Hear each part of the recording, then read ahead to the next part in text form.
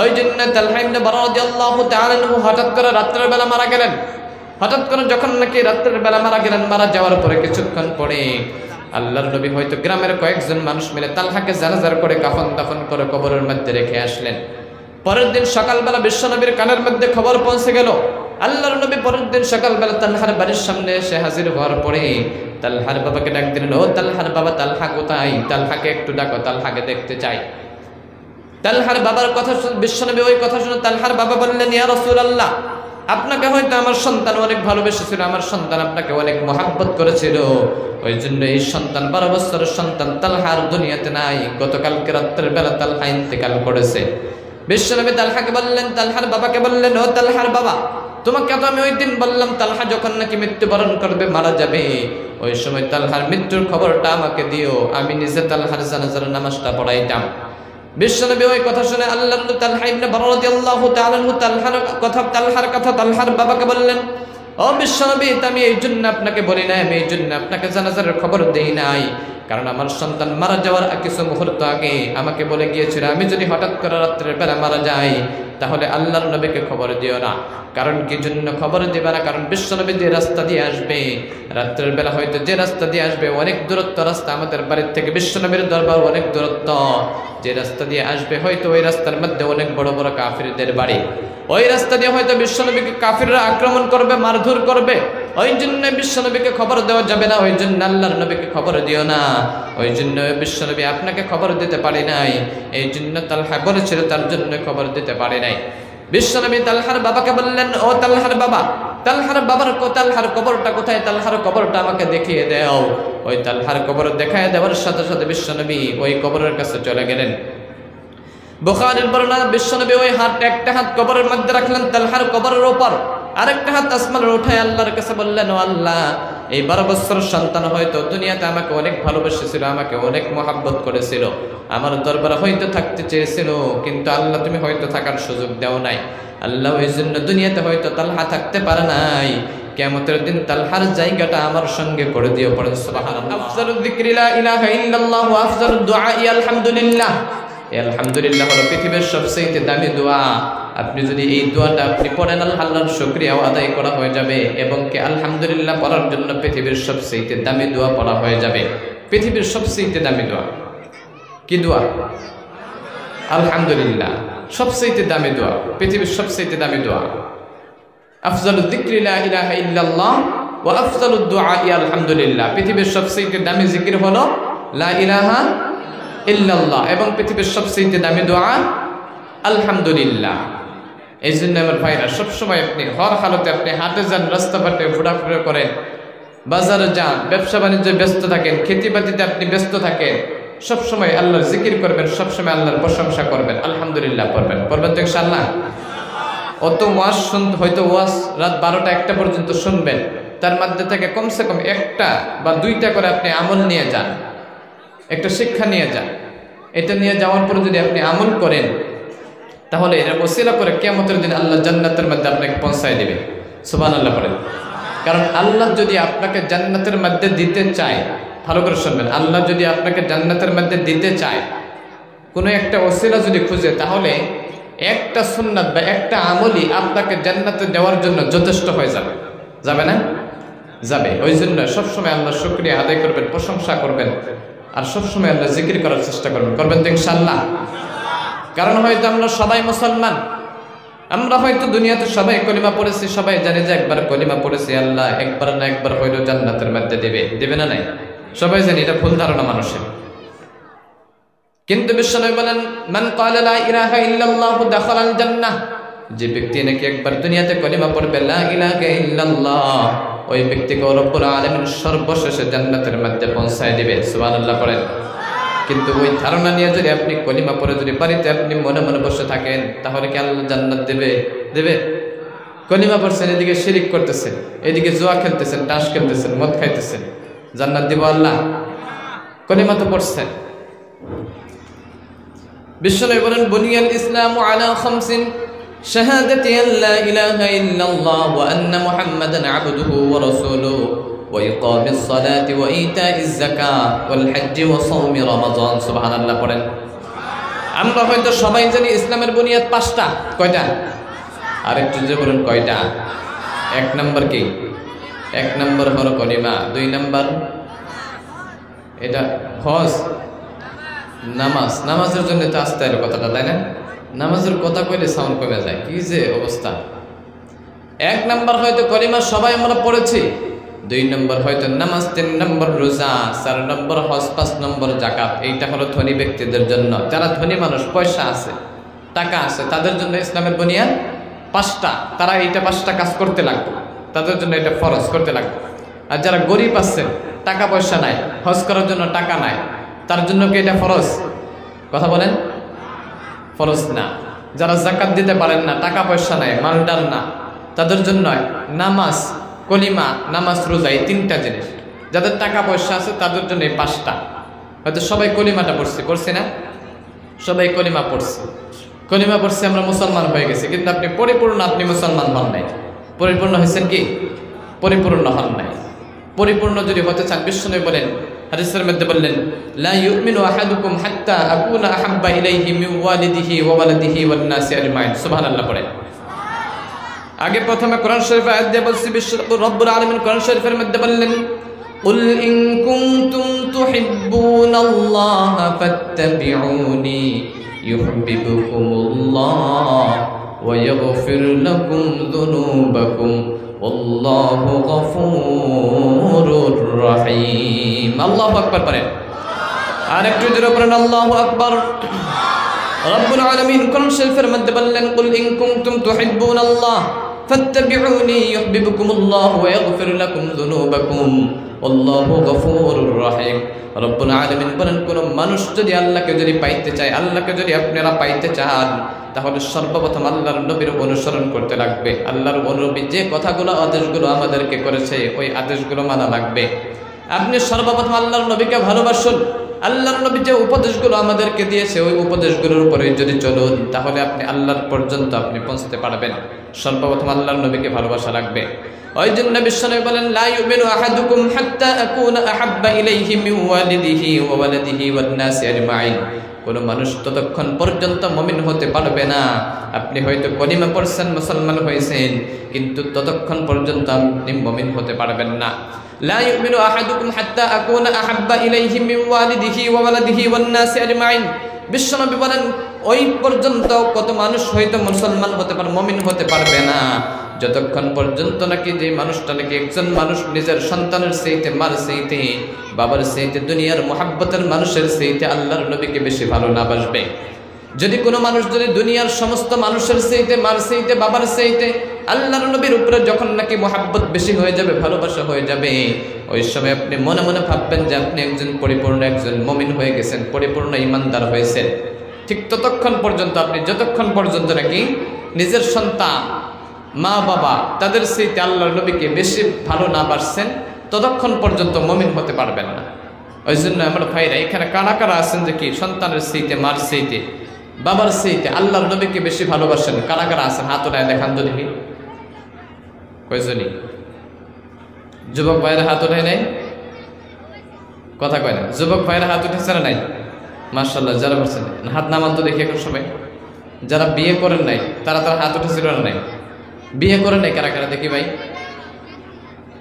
বিয়ে করে নাই। অবিবাহিতই তো বেশি এখানে, তাই না? আগে হাত নামায় না ভাই। বিয়ে করে নাই? এই ভাই বিয়ে করছো? তা হাত উঠাও নাকি? হাত উঠাও। শরম পাইতেছে না? মাশাআল্লাহ। এতজন আছেন বিয়ে করেন, বিয়ে করেন নাই? কে করাই দেয় না? করাই দেয় না। যারা বাবা আছেন তাড়াতাড়ি করাই দিবেন, তাদেরকে করাই দিবেন তাড়াতাড়ি। গার্লফ্রেন্ড আছে না নাই? নাই? কি কয় না? আছে। কার কার আছে? দেখেন গার্লফ্রেন্ড বলে আছে, কি অবস্থা দেখেন। কয় বছর বয়স ভাই? আচ্ছা হাত নামাও ভাই।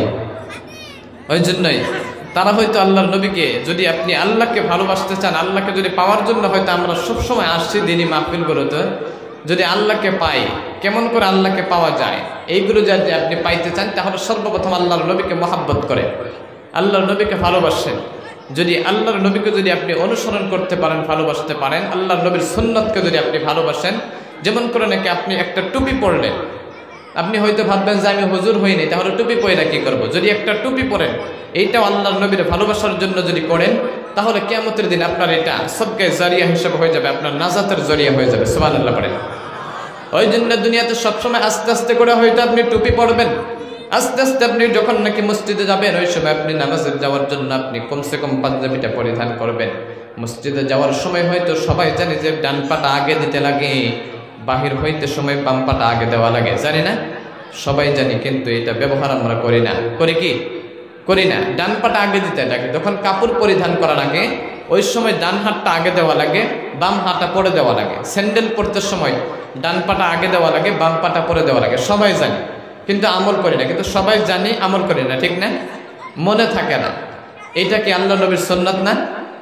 আল্লাহ নবীর সুন্নাত। ওই জন্য যখন থেকে আজকে থেকে শেখার জন্য যদি আসছেন, ইনশাআল্লাহ ভালো করে কালকের থেকে চেষ্টা করবেন। আপনি যখন নাকি মসজিদে যাইতেছেন, মসজিদের মধ্যে গেলেন, যাওয়ার সময় যখন নাকি ডান পাটা দেওয়ার দরকার, ওই সময় যদি হঠাৎ করে বাম পাটা আগে যায়, আপনি সঙ্গে সঙ্গে মসজিদ থেকে বাহির হয়ে আসবেন। বাহির হয়ে আসার পরে আবারও ডান পা দিয়ে ঢুকবেন। ঢুকবেন তো ইনশাআল্লাহ?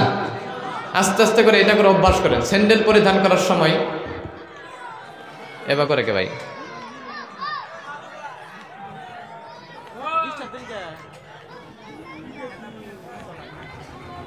একজনের থাকা দরকার। ওই জন্যই যখন নাকি স্যান্ডেল পরিধান করবেন, ডান পাটা আগে দিলেন, দেন না, আপনি ভুলে গেছেন, বাম পাটা আগে দিয়ে ফেলাইছেন, আবার খুলবেন। খোলার সাথে সাথে আবার ডান পাটা আগে দিয়ে আবার যখন নাকি আপনি বাম পাটা পরে দিবেন, আস্তে আস্তে এটা 1 সপ্তাহের মতো আপনি চেষ্টা করেন, আস্তে আস্তে আপনার অভ্যাস হয়ে যাবে। আপনার আমলের জিন্দগির মধ্যে একটা সুন্নত এসে যাবে, যাবে না? একটা সুন্নত হয়ে গেল। আপনার স্যান্ডেলও পরিধান করা হলো, আপনার একটা সুন্নতা জিন্দা করা হয়ে গেল। হইল না? নাই? কিয়ামতের দিন আল্লাহর কাছে এই সুন্নতের ওসিলা করে আল্লাহর কাছে চাইতে পারবেন। এই সুন্নতের ওসিলা করে আপনাকে মাফ করে দিতে পারে, এই সুন্নতের ওসিলা করে জান্নাতের মধ্যে চাইবেন। সুবহানাল্লাহ পড়েন। করবেন তো ইনশাআল্লাহ? সবাই করবেন ইনশাআল্লাহ? মাশাআল্লাহ, আল্লাহ সবাইকে কবুল করেন। সবাই পড়ে আমিন। ওই জন্য বিশ্বনে বলে, লা ইউমিনু আহাদুকুম হাত্তা আকুনা আহাব্বা ইলাইহি মিন ওয়ালিদিহি ওয়া ওয়ালাদিহি ওয়ান নাসি আজমাইন। কোন মানুষ যদি ততক্ষণ পর্যন্ত মুমিন হতে না পারে, যাতে মানুষটা যতক্ষণ নাকি নিজের সন্তানের চাইতে, মার চাইতে, দুনিয়ার সমস্ত মোহাব্বতের মানুষের চাইতে আল্লাহর নবীকে বেশি ভালো না বাসবে। ওই জন্য যদি আপনি আল্লাহর নবীকে ভালোবাসতে চান, তাহলে সর্বপ্রথম আল্লাহর নবীর অনুসরণ করেন। আল্লাহর নবী যে হুকুমগুলো আমাদেরকে করেছে, ওই হুকুমগুলো মানেন। আল্লাহকেও যদি আপনি পাইতে চান, তাহলে সর্বপ্রথম আল্লাহর নবীর অনুসরণ করেন। আল্লাহর নবীর এক একটা সুন্নতের উপরে যদি আস্তে আস্তে করে আপনি আমল করতে থাকেন, ওই আমলের মধ্যে আল্লাহ আপনার বরকত দিয়ে দিবে, এবং কি আপনার ওই আমলগুলো করার মধ্যে আল্লাহ বরকত দিবে, রহমত বর্ষিত করবে। করবে না? করবে। আস্তে আস্তে একটা একটা করে নেন। ওই জন্য আল্লাহর নবীকে কেমন করে ভালোবাসবেন, কতটুকু ভালোবাসবেন?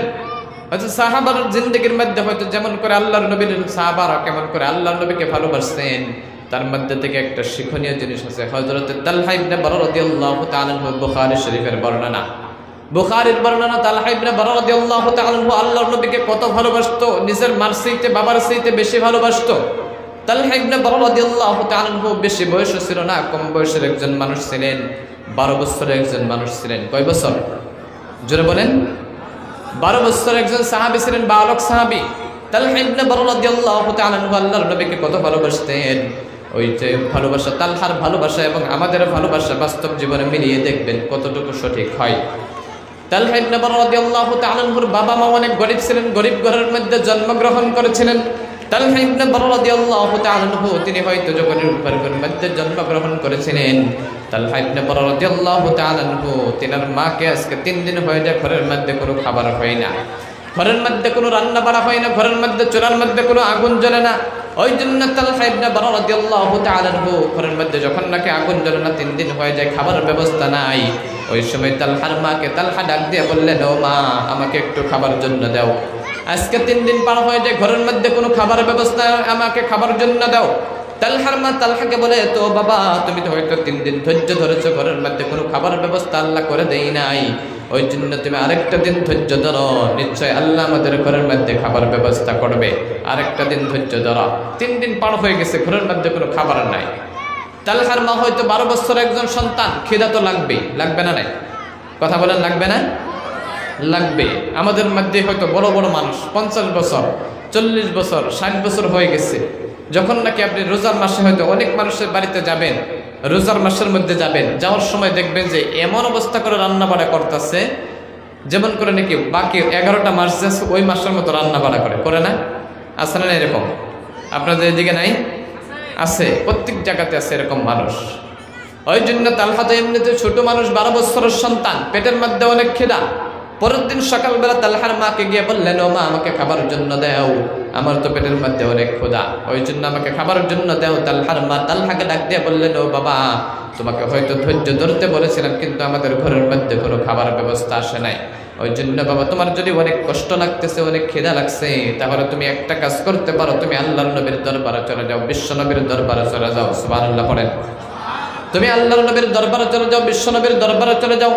তালহা ইবনে বারা রাদিয়াল্লাহু তাআলা পরের দিন সকালবেলা তালহার বাবাকে ডাক দিয়ে বললেন, ও বাবা আমি যে আল্লাহর নবীর দরবারে যাব, আল্লাহর নবীর দরবারে গেলে আমার কি অবস্থা হবে? আল্লাহর নবীর দরবারে কি কোনো খাবারের ব্যবস্থা করেছে? আল্লাহর নবীর দরবারে কি কোনো দাওয়াতের ব্যবস্থা করেছে? তালহার মা বললেন, ও বাবা আল্লাহর নবীর দরবারে কোনো খাবারের ব্যবস্থা নেই, কোনো দাওয়াতেরও ব্যবস্থা নাই। আল্লাহর নবীর দরবারে এত সুন্দর, এই জন্য তোমাকে যাইতে বললাম। আল্লাহর নবীর এত সুন্দর চেহারা, বিশ্ব নবীর এত সুন্দর মায়ের চেহারা, এই চেহারা যদি তুমি একবার দেখতে পারো তাহলে তোমার পেটের খিদে আল্লাহ মিটিয়ে দিবে। সুবহানাল্লাহ পড়েন। এই জন্য বিশ্ব নবীর চেহারা দেখার জন্য তালহা ইবনে পাগল হয়ে গেলেন। পরের দিন সকালবেলা তালহার বাবাকে ডাক দিয়ে বললেন, ও বাবা আমাকে বিশ্ব নবীর দরবারে নিয়ে চলো, আল্লাহর নবীর দরবারে নিয়ে চলো। তালহাকে তালহার বাবা আল্লাহর নবীর দরবারে নিয়ে চললেন, বিশ্ব নবীর দরবারে নিয়ে চললেন। যাওয়ার পরে তালহা ইবনে বারা রাদিয়াল্লাহু তাআলা আনহু বিশ্ব নবীর দরবার পৌঁছে গেলেন। যাওয়ার পরে দেখে সমস্ত সাহাবারা আল্লাহর নবীর কথা শোনার জন্য পাগল হয়ে গেছে। হয়তো অনেক বড় বড় সাহাবীরা আল্লাহর নবীর কথা শোনার জন্য হাজির হয়ে গেছে, অনেক মানুষের ভিড়, সাহাবীদের অনেক ভিড়। তালহা ইবনে বারা রাদিয়াল্লাহু তাআলা আনহু তারা দুইজন আসতে হয়তো একটু সময় লাগছে, দেরি লাগছে তার জন্য। তালহা ইবনে বারা রাদিয়াল্লাহু তাআলা আনহু অনেক পিছনে ছিলেন, সমস্ত মানুষের পিছনে ছিলেন। তালহা হয়তো ছোট্ট মানুষ, আল্লাহর নবীর চেহারা দেখতে পারেন না অনেক দূর থেকে, ওই জন্য তালহা ইবনে বারা রাদিয়াল্লাহু তাআলা আনহু তালহার বাবাকে ডাক দিয়ে বললেন, ও বাবা তালহা, ও বাবা আমাকে একটু, হয়তো আমি ছোট্ট মানুষ, আমি অনেক দূর থেকে আল্লাহর নবীর চেহারা দেখতে পারি না, আমাকে একটু তোমার কাঁধের মধ্যে উঠিয়ে নাও, তোমার ঘরের মধ্যে আমাকে একটু উঠাইয়ে নাও। আল্লাহর নবীর চেহারা আমি দেখতে চাই, বিশ্ব নবীর চেহারা একখান থেকে দেখা যায় না। তালহা ইবনে বারা রাদিয়াল্লাহু তাআলা আনহু আল্লাহর নবীর কথা, আল্লাহর নবীর দরবারে গিয়ে তালহাকে কাঁধের মধ্যে নিয়ে নিলেন। তালহার বাবা তালহাকে কাঁধের মধ্যে নিয়ে নিলেন। তালহা ইবনে বারা রাদিয়াল্লাহু তাআলা আনহু বাবার কাঁধের মধ্যে উঠে আল্লাহর নবীর ওয়াজ শুনতেছেন, বয়ান শুনতেছেন। শুনতে শুনতে হঠাৎ করে তালহা ইবনে বারা রাদিয়াল্লাহু তাআলা আনহু তিনি কান্না শুরু করলেন, চোখের পানি ফেলা শুরু করলেন। চোখের পানি যখন নাকি বাবার কাঁধের মধ্যে পড়ে, তালহার বাবার কাঁধে, তালহার বাবা ডাক দিয়ে বলে, ও বাবা তোমার কি পেটের মধ্যে অনেক খিদা লেগেছে? তোমার কি পেটের মধ্যে অনেক খিদা? তাহলে তুমি কি জন্য কান্না করতেছ? তালহা ইবনে বারা রাদিয়াল্লাহু তাআলা আনহু তালহার বাবাকে ডাক দিয়ে বললেন, ও বাবা আমি এই জন্যই কান্না করতেছি, আমার পেটের মধ্যে কোনো খিদা নাই। আমি যখন নাকি আল্লাহর নবীর চেহারা একবার দেখছি, আমার পেটের খিদা আল্লাহ মিটিয়ে দিয়েছে। সুবহানাল্লাহ পড়েন। তাহলে বাবা তুমি কি জন্য কান্না করো? তালহা ইবনে বারা রাদিয়াল্লাহু তাআলা আনহু বলে, আমি এই জন্যই কান্না করতেছি, বিশ্ব নবীর চেহারা এত সুন্দর, আল্লাহর নবীর চেহারা এত সুন্দর, এই মায়ের চেহারার মধ্যে, এত সুন্দর চেহারার মধ্যে মদিনার কাফিররা আল্লাহর নবীকে কেমন করে আক্রমণ করে, আল্লাহর নবীকে কেমন করে মারধর করে। 12 বছরের সন্তান। তালহার বাবা তালহাকে বললেন, ও বাবা আর কিছুক্ষণ আল্লাহর নবীর কথা শোনো, তাহলে তুমি আল্লাহর নবীর প্রেমে পড়ে যাবে, আল্লাহর নবীর মহব্বতের মধ্যে পড়ে যাবে। কিছুক্ষণ পরে তালহা ইবনে বারা রাদিয়াল্লাহু তাআলা আনহু আবারও কান্না শুরু করলেন, চোখের পানি বাবার গায়ের মধ্যে পড়লেন। তালহার বাবা ডাক দিয়ে বললেন, ও বাবা কেন কান্না করো? তালহা ডাক দিয়ে বললেন, ও বাবা আমি আজকে এই জন্যই কান্না করতেছি, আল্লাহর নবীর চেহারা এত সুন্দর, আল্লাহর নবীর চেহারা আজ প্রথমবার দেখার পরে আমি বিশ্ব নবীর প্রেমে পড়ে গেছি, আল্লাহর নবীর ভালোবাসায় পড়ে গেছি। ওই জন্য আমি আজকের থেকে আর বাড়িতে ফিরে যাবো না, বিশ্ব নবীর দরবারেই থাকবো। পরের সময় কিছুক্ষণ পরে তালহা ইবনে বারা রাদিয়াল্লাহু তাআলা আনহু তালহাকে নেওয়ার জন্য তালহার বাবা অনেক চেষ্টা করে, কিন্তু তালহা ওই তালহার মার কাছে আর ফিরে যায় না। কারণ তালহা ছাড়া তালহার বাবার কোনো সন্তান ছিল না, তালহার মারও কোনো সন্তান ছিল না। ওই জন্য তালহার বাড়ির দিকে ফিরে না, বিশ্ব নবীর দরবারে থাকতে চায়, আল্লাহর নবীর দরবারে থাকতে চায়। কিছুক্ষণ চেষ্টা করার পর যখন নাকি তালহা বাড়ির দিকে ফিরে না, ওই সময় বিশ্ব নবীকে বিচার দিলেন। তালহার বাবা বিশ্ব নবীকে ডাক দিলেন, ইয়া রাসূলুল্লাহ আমার সন্তান 12 বছরের সন্তান আপনাকে আজ প্রথমবার দেখার পরে আপনার প্রেমে পড়ে গেছে, আপনাকে নাকি অনেক ভালোবাসে, আপনার দরবারে থাকতে চাই, বাড়িতে ফিরে যাই না। ওই জন্য আপনি একটু কিছু বলেন আমার সন্তানকে, আমার সন্তান যদি তালহার মার কাছে যদি ফিরে যায়, কিন্তু বিশ্বনবী তালহাকে ডাক দিয়ে বললেন, ও বাবা, তুমি হয়তো তোমার বাবা যে কথাটি বললো এটা কি সত্যি? যদি সত্যি হয়ে থাকে তাহলে তুমি বাড়িতে চলে যাও। তালহা ডাক দিয়ে বললেন, ও বিশ্বনবী, ইয়া রাসূলুল্লাহ, আমি আপনার প্রেমে পড়ে গেছি, আমি আপনাকে অনেক ভালোবাসি, আমি আপনার মায়ে পড়ে গেছি, আমি এখন বাড়িতে ফিরে যাব না, কারণ আমার মার সেইতে বাবার সেইতে ইয়া রাসূলুল্লাহ আমি আপনাকে বেশি ভালোবেসে ফেলেছি। সুবহানাল্লাহ পড়েন। আমি মার কাছেও যাব না, বাবার কাছেও যাব না। বিশ্বনবী বলেন, তুমি যদি সত্যি তোমার মার সেইতে বাবার সেইতে যদি আমাকে বেশি ভালোবাসে থাকো, বুখারীর বর্ণনা তালহা ইবনে বারা রাদিয়াল্লাহু তাআলা আনহু, আল্লাহর নবী বললেন, যদি সত্যি করে আমাকে বেশি ভালোবাসে থাকো তাহলে একটা কাজ করো। বিশ্বনবী আল্লাহর নবী তালহার হাতে একটা তলোয়ার দিয়ে দিলেন। ওই তলোয়ারটা হাতের মধ্যে নিয়ে বললেন, ও তালহা, তুমি এই তলোয়ারটা নিয়ে যাও, নিয়ে যাওয়ার পরে তোমার বাবার গর্দনটাকে নিয়ে এনে তোমার বাবার মাথাটা কেটে এনে আমার সম্মুখে হাজির করে দাও। যদি তুমি হাজির করতে পারো তাহলে ভাববো যে তুমি সত্যি আমাকে বেশি ভালোবাসো। বিশ্বনবীর কথা শুনে তালহা ইবনে বারা রাদিয়াল্লাহু তাআলা আনহু 12 বছরের বালক সাহাবী তলোয়ারটা নিয়ে বাবার কাছে দৌড় দিয়ে গিয়ে তলোয়ারটা বাবার কাঁধের মধ্যে উঠাইলেন। তলোয়ারটা উঠানো দেখে বিশ্বনবী ডাক দিয়ে বললেন, ও তালহা, ও বাবা তালহা, তোমার বাবার গর্দন কাটতে লাগবে না, তোমার বাবার গলা কাটতে লাগবে না, কারণ আমি বুঝতে পেরেছি সত্যি করে তুমি আমাকে বেশি ভালোবাসো, আমাকে অনেক ভালোবাসো, মহাব্বত করো, ওই জন্য তালহা তোমার বাবার গর্দন কাটতে লাগবে না, বাবা তুমি এইদিকে আসো। তালহা ইবনে বারা রাদিয়াল্লাহু তাআলা আনহু বিশ্বনবীর কাছে যাওয়ার পর বিশ্বনবী বললেন, ও বাবা তালহা, তুমি হয়তো ছোট্ট মানুষ, তোমাকে খেদমত করার জন্য মানুষ লাগবে, তুমি আমার দরবারে থেকে কি খেদমত করবা? কারণ আমার দরবারে খেদমত করার জন্য অনেক মানুষ আছে, তুমি ওই জন্য তোমার বাড়িতে তুমি চলে যাও, কারণ তুমি যদি আমাকে সত্যি অনেক ভালোবেসে ফেলেছো, কারণ আমি তোমাকে অনেক ভালোবাসলাম, ওই জন্য তালহা হয়তো তোমার আমার দরবারে কোনো জায়গা নাই, আমার দরবারে হয়তো তোমাকে জায়গা দেওয়া হলো না, ওই জন্য তালহা তোমাকে বলি, তুমি আমার দরবারে না থাকতে পারলেও কিয়ামতের দিন রব্বুল আলামিন জান্নাতের মধ্যে আমার সাথে তোমাকে রেখে দিবে। সুবহানাল্লাহ পড়েন। ওই জন্য তালহা ইবনে বারা রাদিয়াল্লাহু তাআলা আনহু বিশ্বনবীর কথা মতো রাজি হয়ে গেলেন বাড়িতে যাওয়ার জন্য। বাড়িতে যাওয়ার সময় তালহার বাবাকে বিশ্বনবী ডাক দিয়ে বললেন, ও বাবা তালহার বাবা, এইদিকে শোনো, এইদিকে শোনো, তোমার তালহা যখন নাকি আমাকে হয়তো অনেক ভালোবেসে ফেলেছে, ওই জন্য তালহা যখন নাকি মৃত্যুবরণ করবে, মারা যাবে, ওই সময় তালহার মৃত্যুর খবরটা আমাকে দিও। তালহা যখন নাকি মারা যাবে, ইন্তেকাল করবে, ওই ইন্তেকালের খবরটা আমাকে দিও, আমি নিচে ওই তালহার জানাজার নামাজটা আমি পড়াবো। সুবহানাল্লাহ পড়েন। কারণ এখানে কিছু বুঝছেন কি? কথা বলেন, বুঝছেন কি? বুঝছেন দেখি বলেন তো, দেখি কতটুকু আপনাদের মনোযোগ, দেখি এখন বোঝা যাবে। ওয়াজ কিন্তু এখনো শুরু হয়নি, এটা আপনাদেরকে বোঝানোর জন্য বলতেছি। কি বুঝলেন এখানে? একজনে বলেন। হয়তো কেউ জানলেও কয়তো সাবাস পাইতেছে না, যদি ভুল হয়ে যায়, তাই না? এটা ভাবতেছেন। এইবার সবই হওয়া করছে, কারণ তালহা ইবনে বারা রাদিয়াল্লাহু তাআলা আনহু জানাজার নামাজটা পড়াইতে চাইলেন বিশ্বনবী। তালহার বাবা বিশ্বনবীকে বলে, ও বিশ্বনবী, আপনি যেই কথাটা এইবার বললেন, এই কথা বলার পরে আমি বুঝতে পারলাম আমার 12 বছরের সন্তান তালহার এই দুনিয়াতে বেশি দিন বাঁচবে না, ঠিক না? তালহার এই দুনিয়াতে বেশি দিন বাঁচবে না, কারণ তালহা মারা যাবে। কারণ বিশ্বনবী যদি নিজেই জানাজার পড়াতে চেয়েছিল, কারণ ওই জন্য তালহা ইবনে বারা রাদিয়াল্লাহু তাআলা আনহু দুনিয়াতে বেশি দিন থাকবে না, ওই জন্য তালহা ইবনে বারা রাদিয়াল্লাহু তাআলা আনহু ওই কথা শুনে তেনারা দুইজনে বাড়িতে চলে গেলেন। তালহা বাড়িতে যাওয়ার পরে কয়েকদিন পর থেকে হঠাৎ করে অসুস্থ হয়ে পড়লেন। তালহার বেমার আস্তে আস্তে ভালোর দিকে যায় না, তালহার বেমার আরো বেশির দিকে যায়, অসুস্থ হয়ে পড়লেন। ওই সময় তালহা ইবনে বারা রাদিয়াল্লাহু তাআলা আনহু তার বাবাকে একদিন ডাক দিয়ে বললেন, ও বাবা ও বাবা, আমি হয়তো দুনিয়াতে আর বেশি দিন থাকবো না, মালাকুল মউত এসে আমার জানটা বাহির করে নিয়ে যাবে, ওই জন্য বাবা ওই দিন যে বিশ্বনবী কথা বললো, আমি মারা গেলে তার বিশ্বনবী নিজেই জানাজার করাবে, ওই জন্য বাবা তোমাকে আমি একটা কথা বলি, আমি যদি হঠাৎ করে মারা যাই, আমি যদি হঠাৎ করে রাত্রের বেলা যদি মারা যাই, রাত্রের অন্ধকারে যদি আমি মারা যাই, তাহলে তুমি আল্লাহর নবীকে খবর দিও না, বিশ্ব নবীকে খবর দিও না, ওই জন্যই তোমরা এই খবর দিও না। ওই জন্য তালহা ইবনে বারা রাদিয়াল্লাহু তাআলা আনহু হঠাৎ করে রাত্রের বেলা মারা গেলেন। হঠাৎ করে যখন নাকি রাত্রের বেলা মারা গেলেন, মারা যাওয়ার পরে কিছুক্ষণ পরে আল্লাহর নবী হয়তো গ্রামের কয়েকজন মানুষ মিলে তালহাকে জানাজার করে কাফন দাফন করে কবরের মধ্যে রেখে আসলেন। পরের দিন সকালবেলা বিশ্বনবীর কানের মধ্যে খবর পৌঁছে গেল।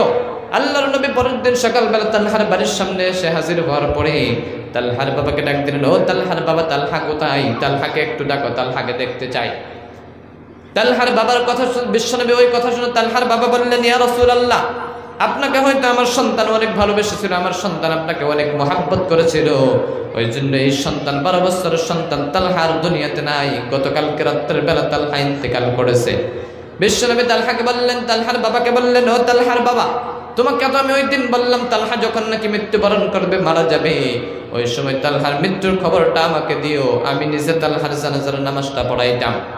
বিশ্বনবী ওই কথা শুনে আল্লাহর নবী তালহা ইবনে বারা রাদিয়াল্লাহু তাআলা আনহু তালহার কথা তালহার বাবাকে বললেন, ও বিশ্বনবী, আমি এই জন্য আপনাকে বলি নাই, আমি এই জন্য আপনাকে জানাজার খবর দেই নাই, কারণ আমার সন্তান মারা যাওয়ার কিছু মুহূর্ত আগে আমাকে বলে গিয়েছিল, আমি যদি হঠাৎ করে রাত্রের বেলা মারা যাই তাহলে আল্লাহর নবীকে খবর দিও না। কারণ কি জন্য খবর দিবে না? কারণ বিশ্বনবী যে রাস্তা দিয়ে আসবে, রাত্রের বেলা হয়তো যে রাস্তা দিয়ে আসবে, অনেক দূরত্ব রাস্তা, আমাদের বাড়ির থেকে বিশ্বনবীর দরবার অনেক দূরত্ব, যে রাস্তা দিয়ে আসবে হয়তো ওই রাস্তার মধ্যে অনেক বড় বড় কাফিরদের বাড়ি, ওই রাস্তা দিয়ে হয়তো বিশ্বনবীকে কাফিররা আক্রমণ করবে, মারধর করবে, ওই জন্য বিশ্বনবীকে খবর দেওয়া যাবে না, ওই জন্য আল্লাহর নবীকে খবর দিও না, ওই জন্য বিশ্বনবী আপনাকে খবর দিতে পারে নাই, এই জন্য তালহা বলেছিল তার জন্য খবর দিতে পারে নাই। বিশ্বনবী তালহার বাবাকে বললেন, ও তালহার বাবা, তালহার কবরটা কোথায়? তালহার কবরটা আমাকে দেখিয়ে দাও। ওই তালহার কবর দেখায় দেওয়ার সাথে সাথে বিশ্বনবী ওই কবরের কাছে চলে গেলেন। বুখারীর বর্ণনা, বিশ্বনবী ওই একটা হাত কবরের মধ্যে রাখলেন তালহার কবরের উপর, আরেকটা হাত আসমানের উঠায় আল্লাহর কাছে বললেন, ও আল্লাহ, এই 12 বছরের সন্তান হয়তো দুনিয়াতে আমাকে অনেক ভালোবেসেছিল, আমাকে অনেক মহাব্বত করেছিল, আমার দরবারে হয়তো থাকতে চেয়েছিল, কিন্তু আল্লাহ তুমি হয়তো থাকার সুযোগ দাও নাই। আল্লাহ ওই জন্য দুনিয়াতে হয়তো তালহা থাকতে পারে নাই, কিয়ামতের দিন তালহার জায়গাটা আমার সঙ্গে করে দিও। পড়েন সুবহানাল্লাহ। কিছু আল্লাহর নবীকে ভালোবাসার জন্য এত ভালোবাসছিলেন, একবার দেখার সাথে মার স্মৃতি, বাবার স্মৃতি বেশি ভালোবেসে ফেলেছেন, তার জন্য আল্লাহ রাব্বুল আলামিন তাকে কিয়ামতের দিন আল্লাহর নবীর সাথে জান্নাতের মধ্যে রাখবে। সুবহানাল্লাহ। ওই জন্য আমার সন্তানদেরকে ওই রকম করে তালহার বাবার মতো তালহাকে কেমন করে আল্লাহর নবীকে চিনিয়েছিল, আল্লাহর নবীকে কেমন করে দেখাইছিল, কি শিক্ষা দিয়েছিল, এই জন্য আমাদের সন্তানদেরকে ওই আল্লাহর নবীকে চেনানোর দরকার আছে না নাই? আছে না নাই? আছে। কেমন করে আল্লাহর নবীকে চিনাবেন, আল্লাহকে কেমন করে চিনাবেন, ইসলামের রাস্তা কোন দিকে দেখাবেন? কারণ ছোট্ট থেকে আপনার সন্তানকে ইলমে দিন শিক্ষা দেন নাই, দিনই শিক্ষা দেন নাই, তার জন্য ওই সন্তানগুলো আস্তে আস্তে হয়তো খারাপের দিকে চলে যায়। আপনি কোনো ভালো আদেশ করলে ওই সন্তান মানে না, আছে না? মানে না, কারণ ছোট্ট থেকে শিক্ষাগুলো দেন নাই। কারণ আপনি ভালো করে মনোযোগ দিয়ে শুনবেন, আপনার সন্তান যদি একটা আলিম হয় বা হাফিজ হয়, হক্কানি আলিম, কিছুদিন পরে বাদ দিছে ওইটা না, আবার ওইটা দিয়ে উদাহরণ দিবেন, তাই না? এক হুজুরের দোষ করলে তো ওইটা দিয়ে দেন না? নাই? হয় না? নাই? হুজুর এমনি যে দোষ আছে না? নাই? আছে বলে দেখছেন? হুজুরকার দোষ আছে মেলা নাই বলে আবার এবার ভয় পাচ্ছিস, কি করবে? হুজুর করতে এমনি দোষ, হয়তো একটা রাস্তা দিয়ে যদি একটু জোরে জোরে যায়, কিংবা একটা কারণ নামাজের জন্য হোক বা একটু তাড়াহুড়ো আছে, যদি জোরে জোরে যায়, কি বলবে জানেন? গ্রামের কয়েকজন মানুষ হয়তো বলবে যে হুজুরে কইবেন দাওয়াত পড়ছে, ওই জন্য জোর দিয়ে থাকে, কয় না? নাই? হুজুর একটু আসতে যান, দিব তো, কয় না? নাই? আর যদি ওই কথার ভয়ে যদি একটু আস্তে আস্তে যায়, কব কি যে খাইয়া নরবল পাইতেছে না, কয় না? নাই? যেমনি যান, আস্তে যান, জোরে যান, তাও হুজুরকার দোষ আছে, আছে না? নাই? ওই জন্যই একটা হক্কানি আলিম বা হক্কানি একটা হাফিজ আপনার সন্তানকে যদি আপনি বানান, দিনই শিক্ষা দেন, কোরআন শিক্ষা দেন, তাহলে ওই সন্তানটা কি ভালো পথের দিকে থাকে না? ভালো হয় না? নাই? ভালো হয়। কিন্তু আপনার সন্তানকে আপনি ডাক্তার বানান, ইঞ্জিনিয়ার বানান, কলেজের প্রফেসর বানান, এটার মধ্যে কোনো আপত্তি নেই, কিন্তু তার সাথে কমসে কম কোরআন শরীফটা শিক্ষা দেওয়া দরকার আছে, আছে না? এই কোরআন শরীফটা এত একটা দামি কিতাব, ওই কোরআন শরীফটা আল্লাহ রাব্বুল আলামিন বলেন, এই কোরআন শরীফটা যদি দুনিয়াতে আল্লাহর নবীর উপরে না দিয়ে যদি পাহাড়ের উপরে যদি আল্লাহ নাজিল করতেন, পাহাড়টা থরথর করে কাঁপতেন, এই পাহাড়টা পর্যন্ত এই কোরআন শরীফের ফলটা সহ্য করতে পারতেন না। সুবহানাল্লাহ। কত কোরআন শরীফের ওজন, আছে না? নাই? কোরআন শরীফে এক একটা পৃষ্ঠার এক একটা আয়াতের এক একটা হরফের ওজন আছে না ভাই? আছে না? নাই? অনেক ওজন আছে। এই কোরআন শরীফটা এত বড় একটা কোরআন শরীফ, পৃথিবীর সমস্ত কিতাবের মধ্যে হয়তো লাস্টে লেখা থাকে, যত বড় একজন বিজ্ঞানী কিতাব লেখক না কেন, লাস্টে লেখা থাকবে বা প্রথমে লেখা থাকবে যে এই কিতাবের মধ্যে যদি কোনো ভুল হয় তাহলে কন্ট্যাক্ট নাম্বার দেওয়া থাকলো, ঠিকানা দেওয়া থাকলো, এটার মধ্যে আপনারা বলে যোগাযোগ করে শুদ্ধ করে দেবেন, বলেন না? নাই? কিন্তু কোরআন শরীফের মধ্যে কোনোদিন পাইছেন? পাইছেন কি? সবাই বলেন পাইছেন? কিছু মানে কথা বলে না, কি জন্য জানেন? কোরআন শরীফ দেখেই নেই, তাই না? কোরআন শরীফ অনেক মানুষের বাড়িতে নাই, ঠিক না? নাই? কার বাড়িতে কোরআন শরীফ নাই? হাতরে দেখান তো দেখি। নাই? কোরআন শরীফ নাই বাড়িতে? কেন কিনেন না? কেন পড়তে জানেন না? চেষ্টা করা লাগবে না পড়ার জন্য? আর সবের বাড়িতে কোরআন শরীফ আছে? আর যদিও কারোর বাড়িতে আছে এটা সুন্দর করে সাজায় রাখছে, তাই না?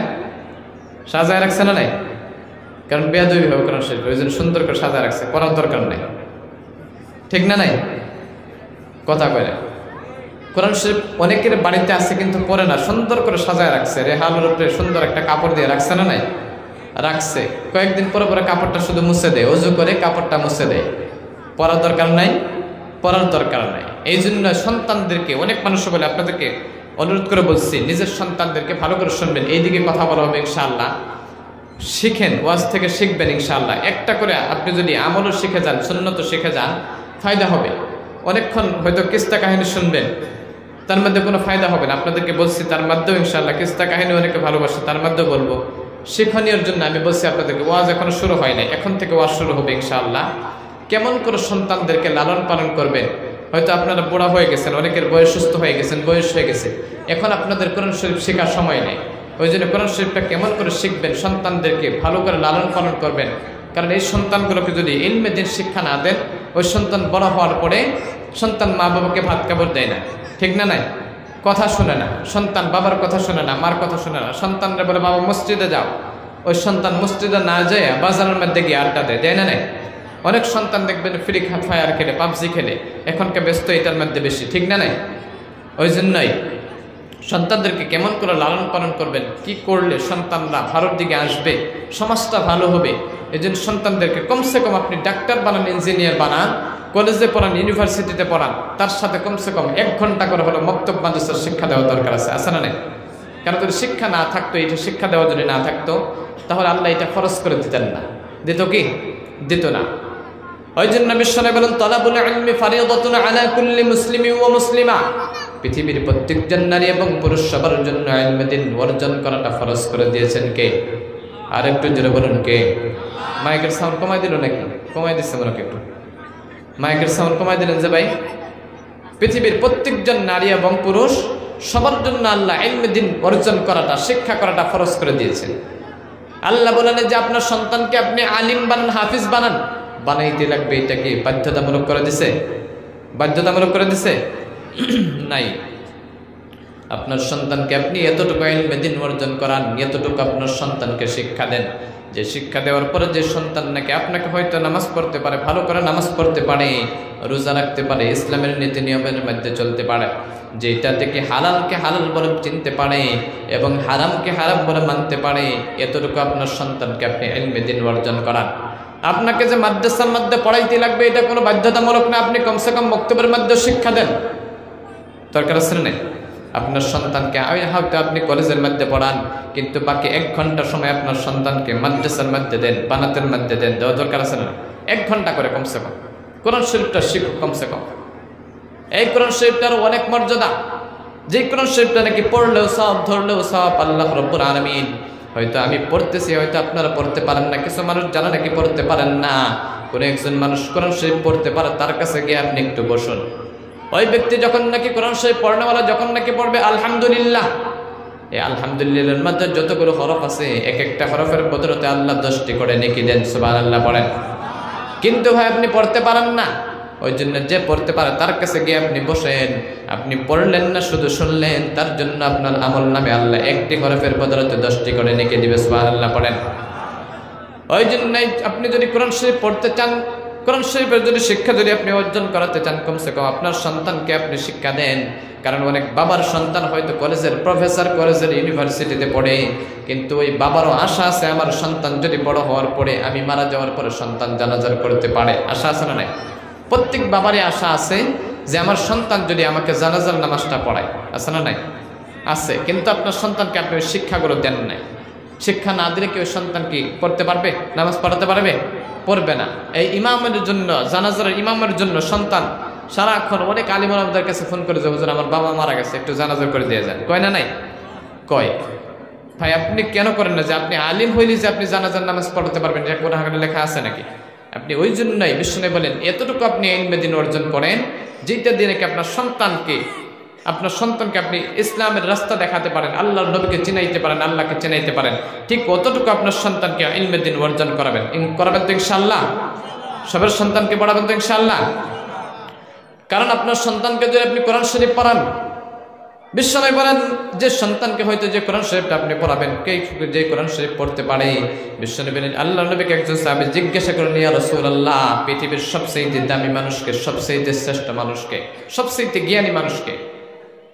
বিশ্বনবী বলেন, বাল্লিগু আন্নী ওয়ালাউ আয়াহ।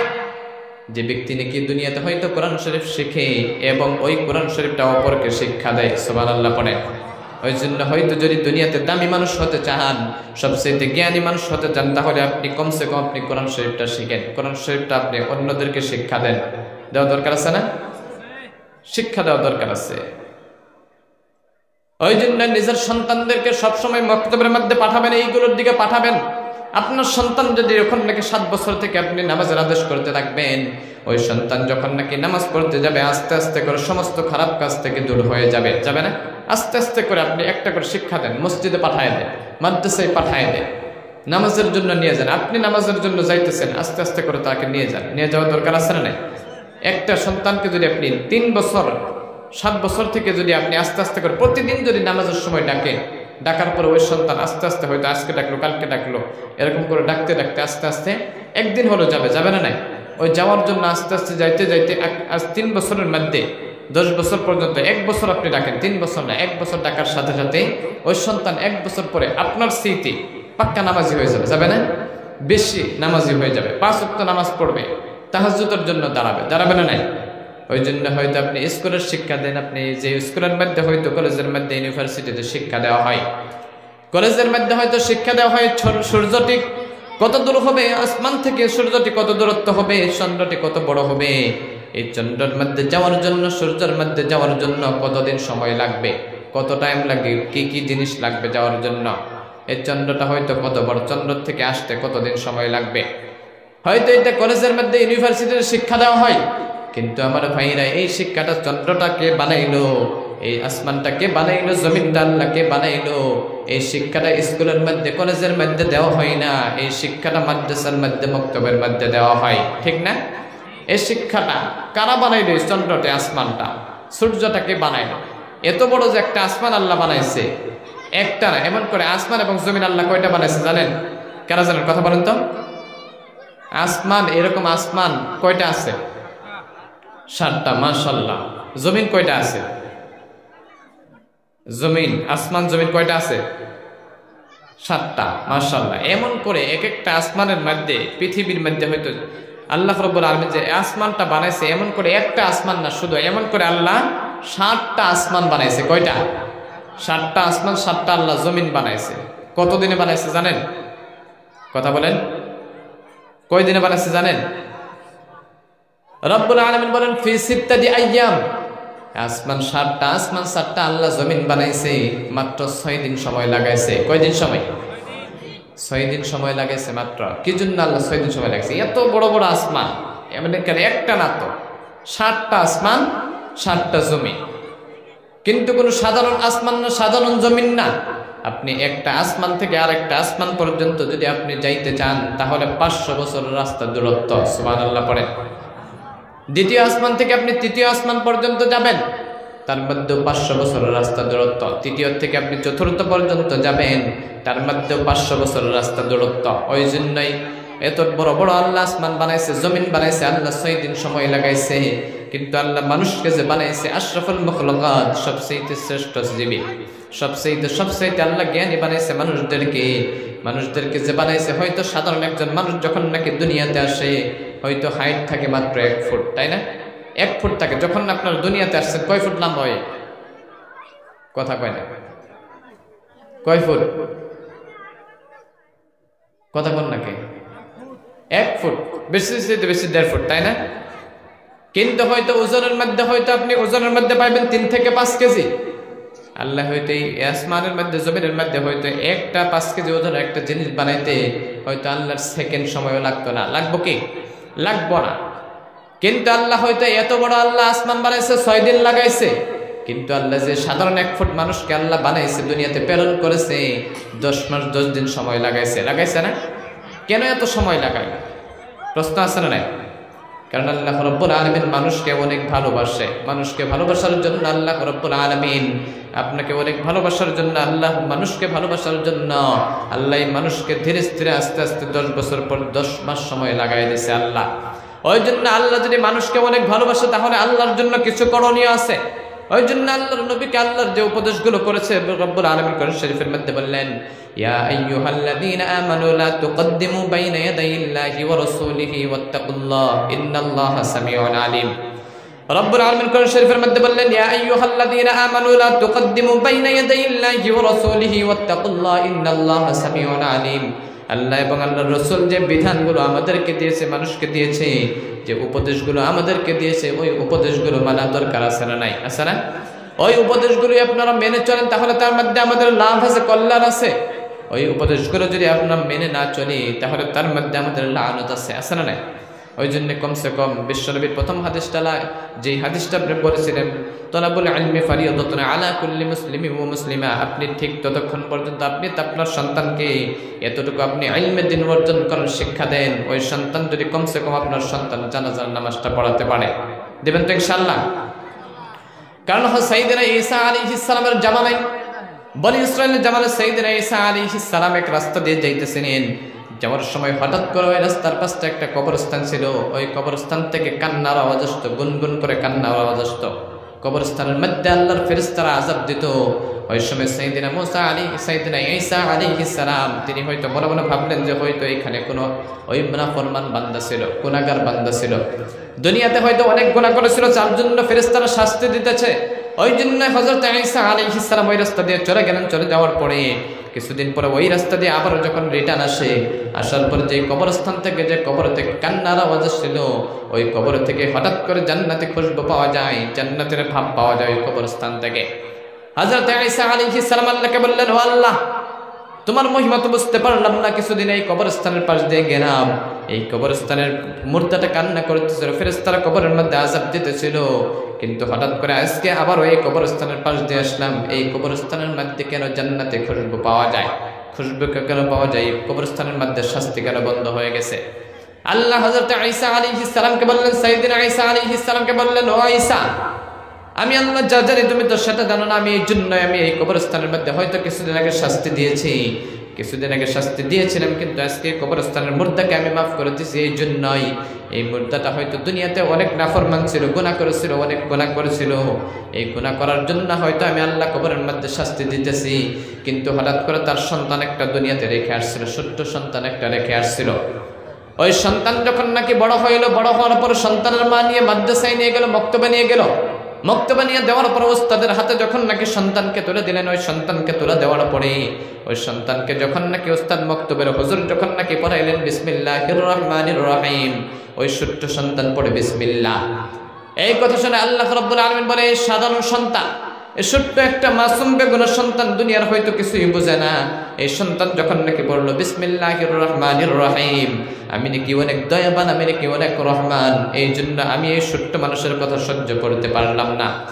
এইবার ছোট্ট বাচ্চা বলল, আমি নাকি অনেক রহমান, আমি নাকি অনেক দয়াবান, আমি ওই বান্দার উপরে দয়া না করে থাকতে পারলাম না। ওই জন্য আমি ফেরেশতাদেরকে বললাম, ও ফেরেশতারা, ওই ছোট্ট সন্তানের বাবা কবরের মধ্যে শাস্তি উপভোগ করতেছে, ওই কবরের শাস্তি তুমি উপভোগ না করে ওই কবরস্থানের আযাব তুমি উঠাইয়ে দিয়ে ওই ব্যক্তিকে জান্নাতের ফয়সালা করে দাও। পড়ে সুবহানাল্লাহ। এই জন্য সন্তানদেরকে কমসে কম দ্বীনি শিক্ষা দেন, মাদ্রাসার মধ্যে পাঠান, দ্বীনি শিক্ষা দেন, কোরআন শরীফ শিক্ষা অর্জন করান। কারণ এই কোরআন শরীফ শুধু মাকতবের জন্য না, শুধু নামাজের জন্য না, ঘরের মধ্যে পড়া দরকার আছে, আছে না? ঘরের মধ্যে পড়া দরকার আছে। আপনার সন্তান তো মক্তবে গিয়ে পড়লো, কিন্তু আপনার ঘরের মধ্যে পড়া দরকার আছে না নাই? আছে। ওই জন্য বিশ্বনবী বলেন, لا تجعلوا بيوتكم مقابرا فإن الشيطان ينفر من البيت الذي تقرأ فيه سورة البقرة لا تجعلوا بيوتكم مقابرا। ও বান্দারা, তোমরা তোমাদের ঘরকে তোমরা কবরস্থান বানায়ো না, তোমাদের ঘরকে তোমরা মুর্দার ঘর বানায়ো না। আপনারা আবার বলবেন, কেমন করে মুর্দার ঘর? মানুষের ঘর আবার কেমন করে মুর্দার ঘর হয়? কবরস্থান কেমন করে হয় মানুষের ঘর? ঠিক না? মানুষের ঘর কবরস্থান হতে পারে? কথা কয় না, হইতে পারে কি? কেমন করে? বিশ্বনবী বলেন, তোমাদের ঘরকে তোমরা কবরস্থান বানায় না। লা তাজআলু বুয়ুতাকুম মুকাবিরা, তোমাদের ঘরকে তোমরা মুর্দার ঘর বানায় না। কেমন করে মুর্দার ঘর হলো? যেরকম করে নাকি কবরস্থানের মধ্যে কোনো তাসবিহ তেলাওয়াত হয় না, কোনো তেলাওয়াত হয় না, কোন কোরআন শরীফ তেলাওয়াত হয় না, ওই কবরস্থানের মধ্যে হয়তো মুর্দারা বসে বসে কোনো নামাজও পড়ে না। পরে কি? কবরস্থানের মধ্যে কোনো তসবিহ হয় না, কোনো তেলাওয়াত হয় না। ঠিক ওই রকম করে কোনো ঘরের মধ্যে যদি কোনো কোরআন শরীফ তেলাওয়াত না হয়, কোনো ঘরের মধ্যে যদি কোরআন শরীফ তেলাওয়াত না হয়, ওই ঘরকে আল্লাহ মুর্দার ঘর বানিয়ে দিয়ে পড়েন নাউজুবিল্লাহ। ওই জন্য ঘরের মধ্যে সবসময় কোরআন শরীফ পড়েন। আপনি নিজে জানেন না, কমসে কম সন্তানকে দিয়ে পড়ান। আপনার সন্তান হয়তো নাই, কমসে কম কয়েকদিন পরে পরে আপনি মাদ্রাসার ছাত্রদেরকে নিয়ে কোরআন শরীফ পড়ান। একজন হুজুরকে ডাক দিয়ে নিয়ে পড়ান, ইমাম সাহেবকে ডাক দিয়ে নিয়ে পড়ান। পড়ানোর দরকার আছে না? শুধু তাই নয়, লা তাজআলু বুয়ুতাকুম মাকাবিরা ফাইন্নাশ শাইতান ইয়ানফিরু মিনাল বাইতিল্লাযী তাকরাউ ফীহি সূরাতুল বাকারা। কোন মানুষের ঘরের মধ্যে যদি সূরা বাকারা তেলাওয়াত করা হয়, ওই ঘর থেকে আল্লাহর সমস্ত জিনিস, হয়তো খারাপ জিনিসের জিন ভূত আছে, সমস্ত জিন ভূত আল্লাহ ওই ঘর থেকে সরিয়ে দিয়ে পড়েন সুবহানাল্লাহ। এই জন্যই কমসে কম এক একটা করে নিজের সন্তানকে আপনি নিজেও হয়তো শিখেন, মক্তবের মধ্যে দিয়ে দেন, আপনি নিজেও ঘরের মধ্যে পড়েন। সন্তান নাই, হুজুরদেরকে ডাক দিয়ে নিয়ে পড়ান। তবুও ঘরের মধ্যে কোরআন শরীফ পড়ার দরকার আছে, আছে না নাই? আছে। পড়াবেন তো ইনশাআল্লাহ? কালকে থেকে কোরআন শরীফ পড়বেন তো ইনশাআল্লাহ? এই কোরআন শরীফ শিখলে আপনার নামাজের মধ্যে হয়তো নামাজ পড়তে পারবেন না? নাই কথা কয় না? ঘুমো ধরছে? ঘুমো ধরছে মনে করেন? একটু ছোট্ট করে জিকির করেন, লা ইলাহা ইল্লাল্লাহ, লা ইলাহা। পানিটা একটু যদি পড়েন, লা ইলাহা ইল্লাল্লাহ, লা ইলাহা।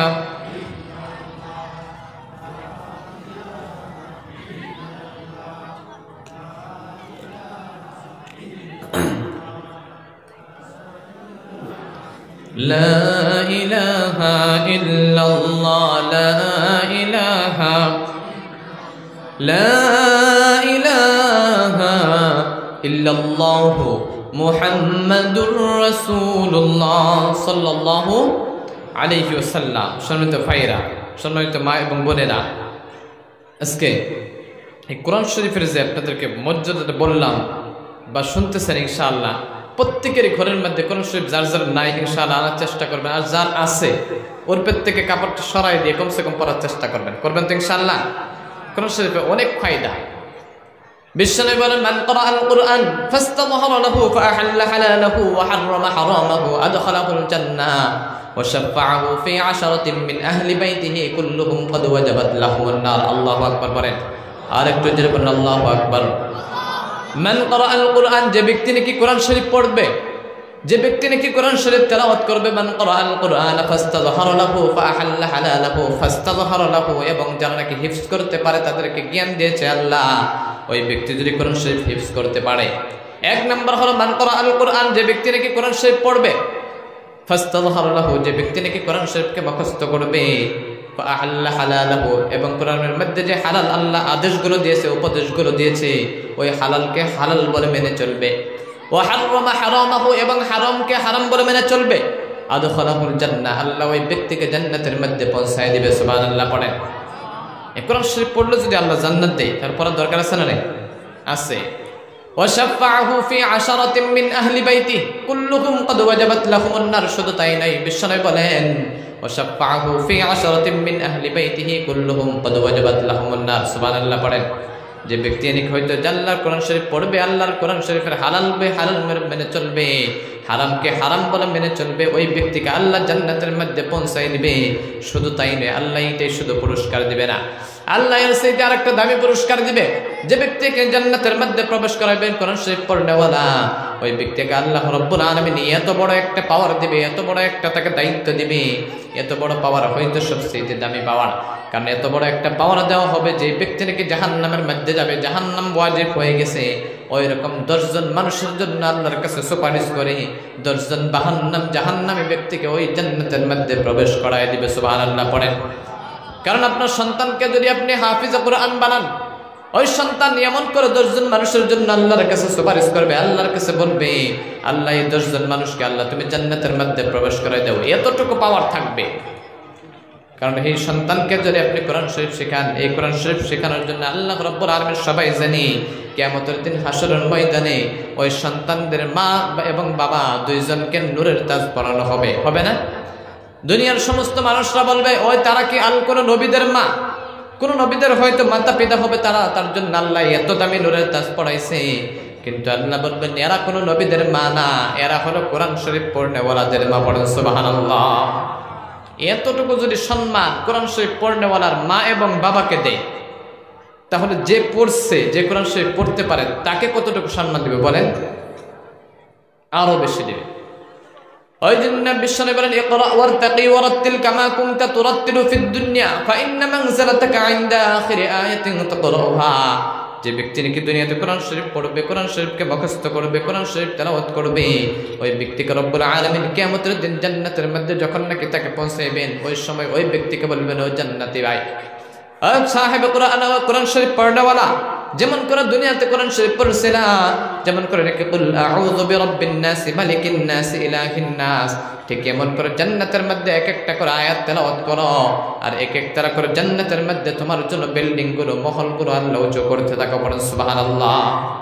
ওই রকম করে কোরআন শরীফের মধ্যে 6666টা আয়াত আছে, আছে না নাই? আছে না নাই? জানেন না? কোরআন শরীফের মধ্যে পারা কয়টা আছে?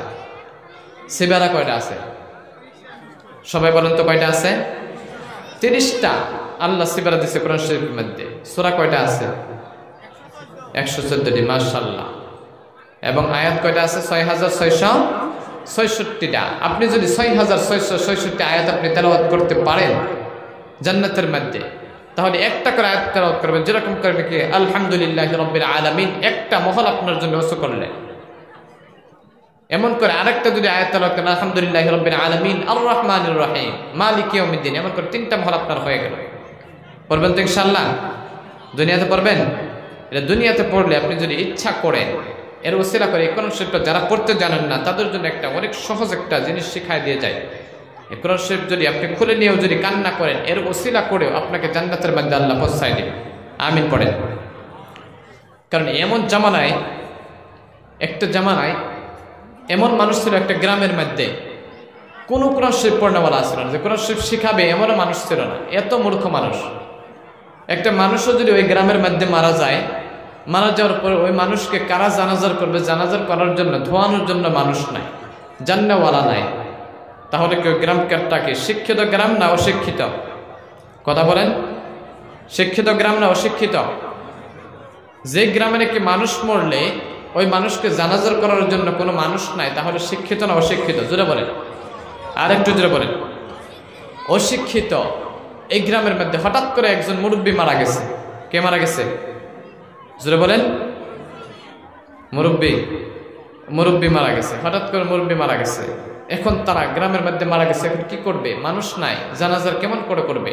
কাফন দাফন কেমন করে করবে? ধোয়ায় হয়তো রাইখে দিছে কোন রকম, কিন্তু জানাজার কে করবে? এর জন্য মানুষ নাই, কি করবে? অসহায় হয়ে গেছে, তাদের বেরুপায়, কি করবে?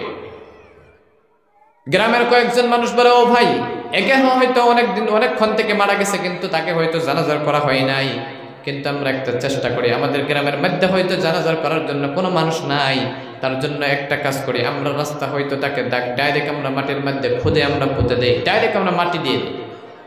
আরেকজন ভাই বলে, গ্রামের মানুষ বলে, ও গ্রামের ভাই, তাকে ডাইরেক্ট দাফন করা যাবে না, তাকে ডাইরেক্ট কবরের মধ্যে রাখা যাবে না, হয়তো আমরা একটা চেষ্টা করি গ্রামের মানুষটাকে, মুর্দাটাকে নিয়ে রাস্তার একটা পাশে রেখে দেই। রাস্তার পাশে যখন নাকি রেখে দেবো, হয়তো রাস্তা দিয়ে অনেক জান্নাওয়ালা মানুষ আসবে, অনেক মানুষ আসার পরে হয়তো ওই মানুষদেরকে যদি কোনো শিক্ষিত মানুষ আসে, তাকে দিয়ে কোনো হুজুর যদি আসে, তাকে দিয়ে ওই মানুষটাকে জান্নাত, হয়তো ওই মানুষটাকে জানাজার নামাজটা পড়ায় নেব। একজন গ্রামের মানুষ বললেন, হ্যাঁ ভাই, তোমারটাই ঠিক, তাহলে আমরা তাকে কাফন দাফন করে তাকে আমরা ওইখানে রেখে দিই, রাস্তার একটা সাইডে রেখে দেই। রাস্তার সাইডে রেখা দেওয়ার পরে কোনো মানুষ নয়, জানাজার জন্য কোনো মানুষ আসে না। হঠাৎ করে একজন মাস্টার আসলেন, একজন স্কুলের মাস্টার আসলেন, আসার পরে দেখে যে ওইখানে একটা গ্রামের মানুষরা অনেক ভিড় করতেছে রাস্তার একটা পাশে, তারপরে একটু দাঁড়াইলেন ওইখানে। ওই গ্রামের ওই কলেজের প্রফেসরটা বললেন, মাস্টার সাহেব বললেন, ও গ্রামের ভাই, তোমাদের এইখানে কি জন্য এখানে গোল মিটিং করতেছে, একসাথে কেন দাঁড়ায় রয়েছ, তোমাদের মানুষের কেন এত ভিড়?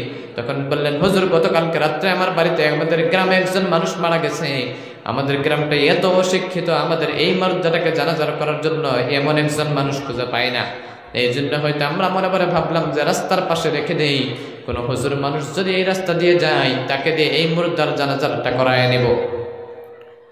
ওই মাস্টার সাহেব বললেন, কলেজের প্রফেসর বললেন, ও ভাই কিছু যদি মনে না করো, কারণ আমি স্কুলের মাস্টার হতে পারি, আমি লং প্যান্ট শার্ট পরতে পারি, কিন্তু আমি হয়তো দুনিয়াতে আমি এই গ্রামের মধ্যে, আমাদের গ্রামের মধ্যে আমি ছোট্টবেলা আমি মক্তবে গিয়েছিলাম, নামাজটা সুন্দর করে পড়তে পারি, জানাজার নামাজটা আমি ভালো করে জানি।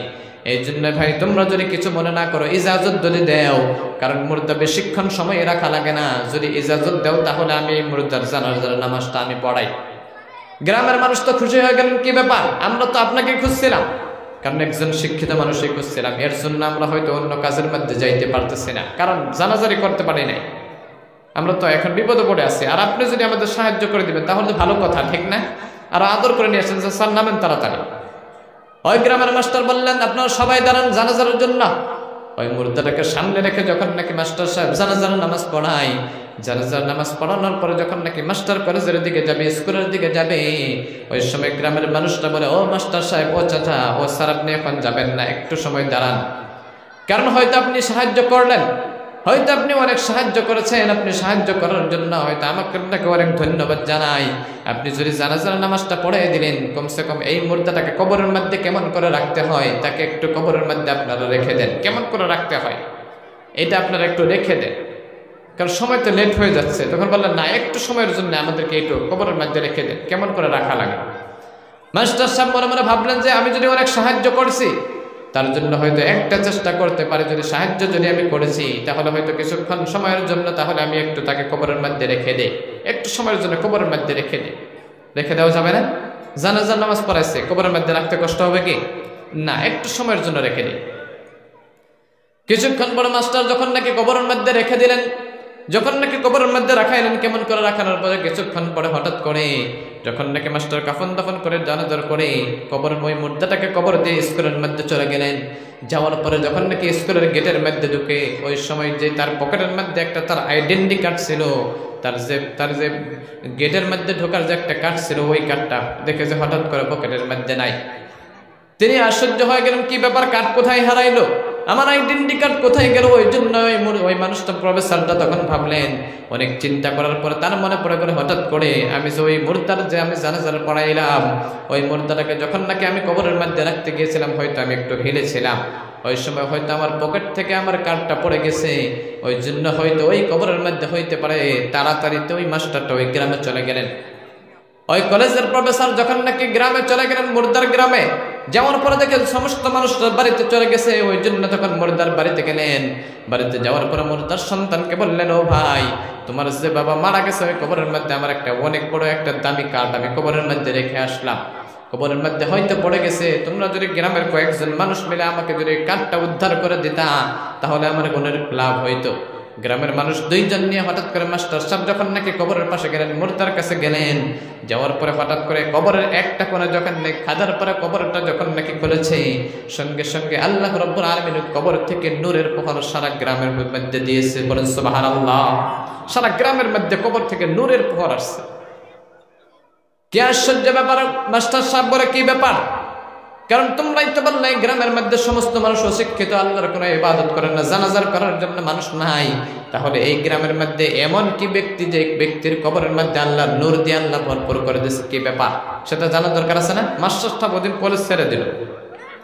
মাস্টার সাহেব মুর্দার বাবার কাছে গেল, সন্তানের কাছে গেলেন। ও সন্তান, তোমার বাবা হয়তো অশিক্ষিত ছিল, তোমরা তো নিজেই বললা অশিক্ষিত একজন মূর্খ মানুষ ছিল, কিন্তু তোমার বাবার কবরের মধ্যে যাওয়ার পর যে অবস্থা দেখলাম, যে কাণ্ড দেখলাম, তোমার বাবা হয়তো কোনো অশিক্ষিত ছিল না, অনেক জ্ঞানী মানুষ ছিল। তোমার বাবা কি আমল করেছিল, সত্যি কথা আমাদেরকে বলো, তোমার বাবা কি আমল করেছিল? সন্তান অনেক চিন্তা করে যে কোনো আমল নাই, কারণ বাবা অশিক্ষিত, কোনোদিনও বাবা নামাজ পড়ে নাই, কারণ অশিক্ষিত ছিল। কারণ অশিক্ষিত মানুষ ওই ব্যক্তি কেমন করে জান্নাতের মধ্যে কবরের মধ্যে নূর আল্লাহ দিতে পারে? ওই জন্য সন্তানকে ভালো করে বলে, ও বাবা, তুমি ভালো করে চিন্তা করে দেখো তোমার বাবা দুনিয়াতে কি আমল করেছিল। সন্তান অনেক চিন্তা করার পর বলে, ও চাচা, ও মাস্টার সাহেব, আমার বাবা কোনোদিন নেক আমল করে নাই, হয়তো কোনো ভালো আমল করতে আমরা দেখি নাই, কিন্তু আমার বাবা কিছুদিন আগে একটা গ্রামের মধ্যে টাউনে গিয়েছিল, শহরে গিয়েছিল, যাওয়ার পরে শহর থেকে আসার সময় একটা কোরআন শরীফ আনছিল, সিরা কোরআন শরীফ। কি কোরআন শরীফ? জোরে বলেন। সিরা কোরআন শরীফ আনছিল। ওই কোরআন শরীফটা যখন নাকি বাড়িতে আনলো, বাড়িতে আনার পরে ওই কোরআন শরীফটাকে সুন্দর করে সেলাই করলেন। সেলাই করার পরে বাবা ওই কোরআন শরীফের উপরে কোনো জিন ছিল না, মলর ছিল না। বাবা একটা শীতের দিনে একটা চাদর গায়ে দিত, ওই চাদরটা দিয়ে বাবা সুন্দর করে সাবান দিয়ে ধোয়ার পরে ওই চাদরটা দিয়ে ওই কোরআন শরীফের মোড়ক লাগাইলেন, সুন্দর করে পেঁচাই রাখলেন। ওই কোরআন শরীফ প্রতিদিন বাবা সকাল বিকাল কোরআন শরীফটা খুলে দরজার কাছে গিয়ে বসার পরে কোরআন শরীফটা খোলার পরে কিন্তু বাবা কোরআন শরীফ পড়তে জানে না। কোরআন শরীফের এক একটা আয়াতের উপরে হাত ঘোরায় এবং বাবা কান্না শুরু করে, ওই চোখের পানি বাবা কোরআন শরীফের মধ্যে ফেলে। এই জন্য বাবার আর কোনো এক আমল দেখি নাই। প্রতিদিন বাবা, এর কারণ আমার বাবা কোরআন শরীফ পড়তে পারতো না, এই কোরআন শরীফ এই জন্য খুলে বাবা কোরআন শরীফ পড়তে পারতো না, এই জন্য আল্লাহর কাছে কান্না করতো, কারণ শিক্ষা করার জন্য কোনো মানুষ ছিল না। এই জন্য আমার বাবা হয়তো এই নেক আমলটি দুনিয়াতে করেছিল। ওই মাস্টার সাহেব বললেন, হয়তো তোমার বাবার আর এই আমলটি আল্লাহর কাছে পছন্দ হয়েছে, ভালো লেগেছে, এর ওসিলা করে আল্লাহ রাব্বুল আলামিন তোমার বাবার কবরকে আল্লাহ রোশন বানিয়ে দিয়েছে। সুবহানাল্লাহ পড়েন। ওই জন্যই এই কোরআন শরীফ যদি পড়তেও না পারেন, কমসে কম কোরআন শরীফটা সামনে নিয়ে আল্লাহর কাছে কাঁদবেন, চেষ্টা করবেন যে আল্লাহ এই কোরআন শরীফটা শেখাও। করবেন তো ইনশাআল্লাহ? কারা কারা কোরআন শরীফ পড়তে পারেন না এখানে একটু হাত উঠিয়ে দেখান যদি। পড়তে পারেন না, লজ্জার কোনো ব্যাপার না, পড়তে পারেন না কারা কারা? ভাই যদি পড়তে পারেন না, চেষ্টা করবেন ইনশাআল্লাহ আগামীকালকের থেকে। মোবাইলের মধ্যে অনেক সুবিধা আছে, হুজুর আছে, মক্তবের মধ্যে ইমাম আছে, মসজিদে ইমাম আছে, মুয়াজ্জিন আছে, তাদেরকে শেখা যাবে না ভাই? আলিমুল আমাদের তো অভাব নাই, তাদেরকে শেখা যাবে না? নাই শিখবেন তো ইনশাআল্লাহ? কারা কারা শিখবেন? শিখবেন কারা কারা কালকে থেকে? এই কোরআন শরীফটা দেখেন, একটু ধরে ধরে কান্না করছিল, তার জন্য আল্লাহ ওই মুর্দার কবরকে আল্লাহ নূরের দ্বারাই রোশন করে দিচ্ছে। সুবহানাল্লাহ বলেন না? তাহলে এই কোরআন শরীফটা পড়ার দরকার আছে না ভাই? পড়বেন তো ইনশাআল্লাহ? দুই হাত উঠায় দেখান তো কারা কারা কালকে থেকে কোরআন শরীফ প্রতিদিন এক লাইন হলো পড়বেন, এক লাইন করে হলো, মুখস্থ পড়েন না মুখস্থ পড়েন, কারা কারা পড়বেন? দুই হাত উঠায় দেখান তো দেখি কারা কারা পড়বেন। মাশাআল্লাহ, আল্লাহ সবাইকে কবুল করেন, সবাই পড়ে আমিন। যারা হাত উঠান না ঠান্ডার জন্য অনেকে ওঠায় না, তাই না? পড়বো কিন্তু ঠান্ডার জন্য ওঠাই, ঠিক না? নাই এই জন্যই নিজের সন্তানদেরকে কোরআন শরীফ শেখাবেন, আপনি নিজেও শিখবেন।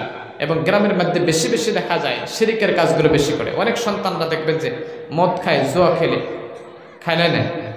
মদ খায় না, তাস খেলে না, জুয়া খেলে না? কারণ জুয়া খেললে হারাম, এই জন্য জুয়া খেলা বাদ দিয়ে মোবাইলের মধ্যে 3 পাত্তি খেলে, ওইটা তো হারাম না? এটা হারাম কি? কয় না? 3 পাত্তি খেলা হারাম। মোবাইলের মধ্যে জুয়া খেলে, যে তাস খেলে মোবাইলের মধ্যে, আসলটা তো খেলবারই দেন না, রাস্তাঘাটে যেটা খেলতো আগে ওটা তো খেলবারই দেন না, ওটা হারাম। মোবাইলের মধ্যে খেলে তাও হারাম। যুবক ভাইরা কি কয়? এটা হাসাই কি? ওই ভাইরা কি কয়? হাসা কইতেছে নাকি? হাসা কইতেছে? কার কার মোবাইলে 3 পাত্তি আছে? হাত ধরে দেখাও, সমস্যা নেই, হাত ধরে দেখো 3 পাত্তি কার কার মোবাইল আছে, দেখাবে, অসুবিধা নেই। 3 পাত্তি কার কার মোবাইল আছে? কার কার মোবাইল আছে? ফ্রি ফায়ার কার কার মোবাইল আছে? একজন। আর কার? 2 জন। আর কার আছে ফ্রি ফায়ার? ভাই কার কার মোবাইল আছে? 2 জন, 3 জন, 4-5 জন। আমরা যে ফ্রি ফায়ার খেলি না, বা আমাদের মোবাইলে যে ফ্রি ফায়ার নাই, আমাদের কি সম্মান আল্লাহ কমাই দিছে নাকি? কথা কয় না? সম্মান কমাই দিছে? সম্মান কমাই দেয় নাই তো? 3 পাত্তি খেলি না, সম্মান আল্লাহ কমাই দিছে? দেয় নাই। ওই জন্য যে ভাইদের ফ্রি ফায়ার আছে এখনকার ডিলিট করে দিবা। কারা কারা দেখি এখনকার ডিলিট করে দিবা, যে হুজুর আজকে থেকে খেলাম না। লাগলে তোমাদের পায়ে ধরে অনুরোধ করে বলি, যদি কয় যে হুজুর স্টেজ থেকে নামে পায়ে ধরে তাহলে ডিলিট করুন, তাও রাজি আছে। কারা কারা আসো ভাই যে ফ্রি ফায়ার ডিলিট করে দিবা মোবাইল থেকে এখনই? দেখি ফ্রি ফায়ার, পাবজি, যেগুলো গেম খেলা হারাম, ভাই হাতুরা দেখো তো কারা কারা ডিলিট করে দিবা দেখি ভাই। কারা কারা আসো ভাই দেখি? একজন মধ্যে মুজাহিদ ভাইয়ের জন্য আমি দোয়া করে দেবো। কারা আসো দেখি ভাই? আজকে থেকে ডিলিট করে দেবো ভাই। কারা আসো দেখি ভাই? একজন ভাই আছেন? ভাই আপনি আছেন? মাশাআল্লাহ, আল্লাহ ভাইকে কবুল করে নিক, সবাই পড়ে আমিন। আল্লাহ ভাইকে কবুল করে নিক, সবাই পড়ে আমিন। আল্লাহ ভাইকে হেদায়েত দান করে, সবাই পড়ে আমিন। ভাই যদি কখনো এই গুনার কাজের দিকে যায় না, ভাইয়ের জন্য দোয়া করে, সবাই দোয়া করবেন, সবাই পড়ে আমিন। আরো কারা আছে ভাই যে ফ্রি ফায়ার ডিলিট করে দেব? কারা কারা আছেন ভাই দেখি? ডিলিট করবেন না? করবো না? ডিলিট করেন আছে? মাশাআল্লাহ, নারে তাকবীর, নারে তাকবীর, লিল্লাহি তাকবীর। আরেকজন ছোট ভাই ডিলেট করে দিছে, আর খেলাবো না কখনো। খেলাবা ভাই? খেলাবা না? একটু উঠে মানুষের মুখটা দেখায় দেয়, যে ভাই দেখেন আজকের জন্য হেদায়েত হয়ে গেছে। ভাই উঠা, দাঁড়াও, ওই ভাইয়ের জন্য হয়তো আরেকজন হবে। ওঠেন ভাই, সমস্যা নাই, সবাই খেলে। আরো কেউ আছেন ভাই? মাশাআল্লাহ। আচ্ছা, ডিলেট করে যে লজ্জা পাইতেছে, হয়তো ফ্রি ফায়ার খেলছে, গেম খেলছে। ভাইকে যদি আল্লাহ হেদায়েত দান করে, সবাই পড়ি আমিন। এইগুলো গুনাহ কাজ থেকে হেফাজতে রাখুক সবাইকে, সবাই পড়ি আমিন। আরো কারা আছেন? কেউ আছেন? কালকার থেকে বা যুবক ভাইয়েরা এই খারাপ কাজগুলো ছেড়ে দিবা। হয়তো অনেক মানুষের মদ খায়, জুয়া খেলে। এইগুলো গুনাহ থেকে যদি আল্লাহ হেফাজত করে, সবসময় দোয়া করি, সবাই বাঁচার জন্য চেষ্টা করবো। কারণ রব্বুল আলামিন কোরআন শরীফের মধ্যে বললেন, ইন্নাস সালাতা তানহা আনিল ফাহশাই ওয়াল মুনকার। কারণ কোনো মানুষ যদি নামাজ পড়া শুরু করে দেয়, তাহলে নিশ্চয়ই তাকে সমস্ত কাজ থেকে এই নামাজে বিরত রাখবে। সুবহানাল্লাহ বলেন না? শিকড় খায়, এটা তো একবার বন্ধ করা যাবো না, বন্ধ করবো না, তাই না? বন্ধ করবো না ভাই। কারা কারা শিকড় খায় দেখি হাত তুলে দেখান তো দেখি ভাই। না দেখান ভাই, সমস্যা নাই, এখানে সবাই জানে খায়, সবাই জানে। আমি আবার খাই না, সত্যি কথা, আমি জীবনেও খাইনি, এক টুকরাও নিয়ে খাই দেখি। শিকড় সিগনেচার এগুলো কোনোদিন খাইনি আমি। মাঝে মাঝে হয়তো ঘুম ধরে পান সান খাই মাঝে মাঝে, কারণ অনেক রাতে সফর করা হয়, ওই জন্য ঘুম ধরলে। কারণ ভাই কারা কারা আছে দেখি শিখর খান, কারা কারা শিখর। আমার বাবু সিগনেচার আলাগুনে হাত উঠাবো না, সিগনেচার আলাগুনে উঠা নাই, কেউ নাই, সব আল্লাহর ফেরেশতা এখানে। মাশাআল্লাহ। খায় না কারা কারা? হাত উঠে দেখান তো দেখি, খান না কারা কারা? এইবার বোঝা যাবে, তাই না? খায় না কারা কারা? চাচাও খায় না? ও খায় না? খাইবেন, মজা লাগে। 10 টাকা, 10 বেশি নেই, 15 খাইবেন, মাঝে মাঝে খাওয়া লাগে নাকি? খাবেন না? খাওয়া ছেড়ে দো ভাই, কি কম আর ভাই, কম আস্তে আস্তে সারা যাবে তো। এটা কোনো অনেক বড় নিশানা তো, এটা বড় নিশা। কি বড় নিশানা? আমার আগের ড্রাইভার যেটা ছিল, এটা প্রতিদিন আমার নিজে কিনে দিছি, 5 প্যাকেট 6 প্যাকেট করে কিনে দেওয়া লাগছে, না হলে ঘুমাইছে। পানও খায় না হলে ঘুম ধরছে, রাস্তাঘাটে ডাইরেক্ট গাড়ি বন্ধ করে দিয়ে ঘুমাইছে সাইডে। কিন্তু আস্তে আস্তে করে যখন কিনা দেওয়া বন্ধ করলাম, আস্তে আস্তে একটা দুইটা, একদিন দুইটা, একদিন একটা, এমন করে দিয়ে একবারে বিলকুল বন্ধ করেছে। এখন খাইতে পারে না, খাইলে আর ভাত খাইতে পারি না। বন্ধ করা যাবে, ওইগুলোর নেশা বেশি ছিল। কারণ ভাই করা যাবে না, বন্ধ করা যাবে না। কারা কারা কালকের থেকে শিকড় ছেড়ে দেওয়ার চেষ্টা করবা? 2 হাত উঠায় দেখো তো ভাই, ছেড়ে দেওয়ার চেষ্টা করবেন তো ইনশাআল্লাহ। যে 2 জন ভাই আছে, 2 জন যদি হেদায়েত হয়, আজকে এই মাহফিল কবুল হয়ে যাবে। সুবহানাল্লাহ পড়ে। কারণ হেদায়েত যদি হয়, 2 ভাই করবেন তো ইনশাআল্লাহ। আল্লাহ সবাইকে কবুল করে নেক, সবাই পড়ে আমিন। এইবার নামাজের দিকে দেখি, নামাজ কারা কারা পড়বে কালকের থেকে?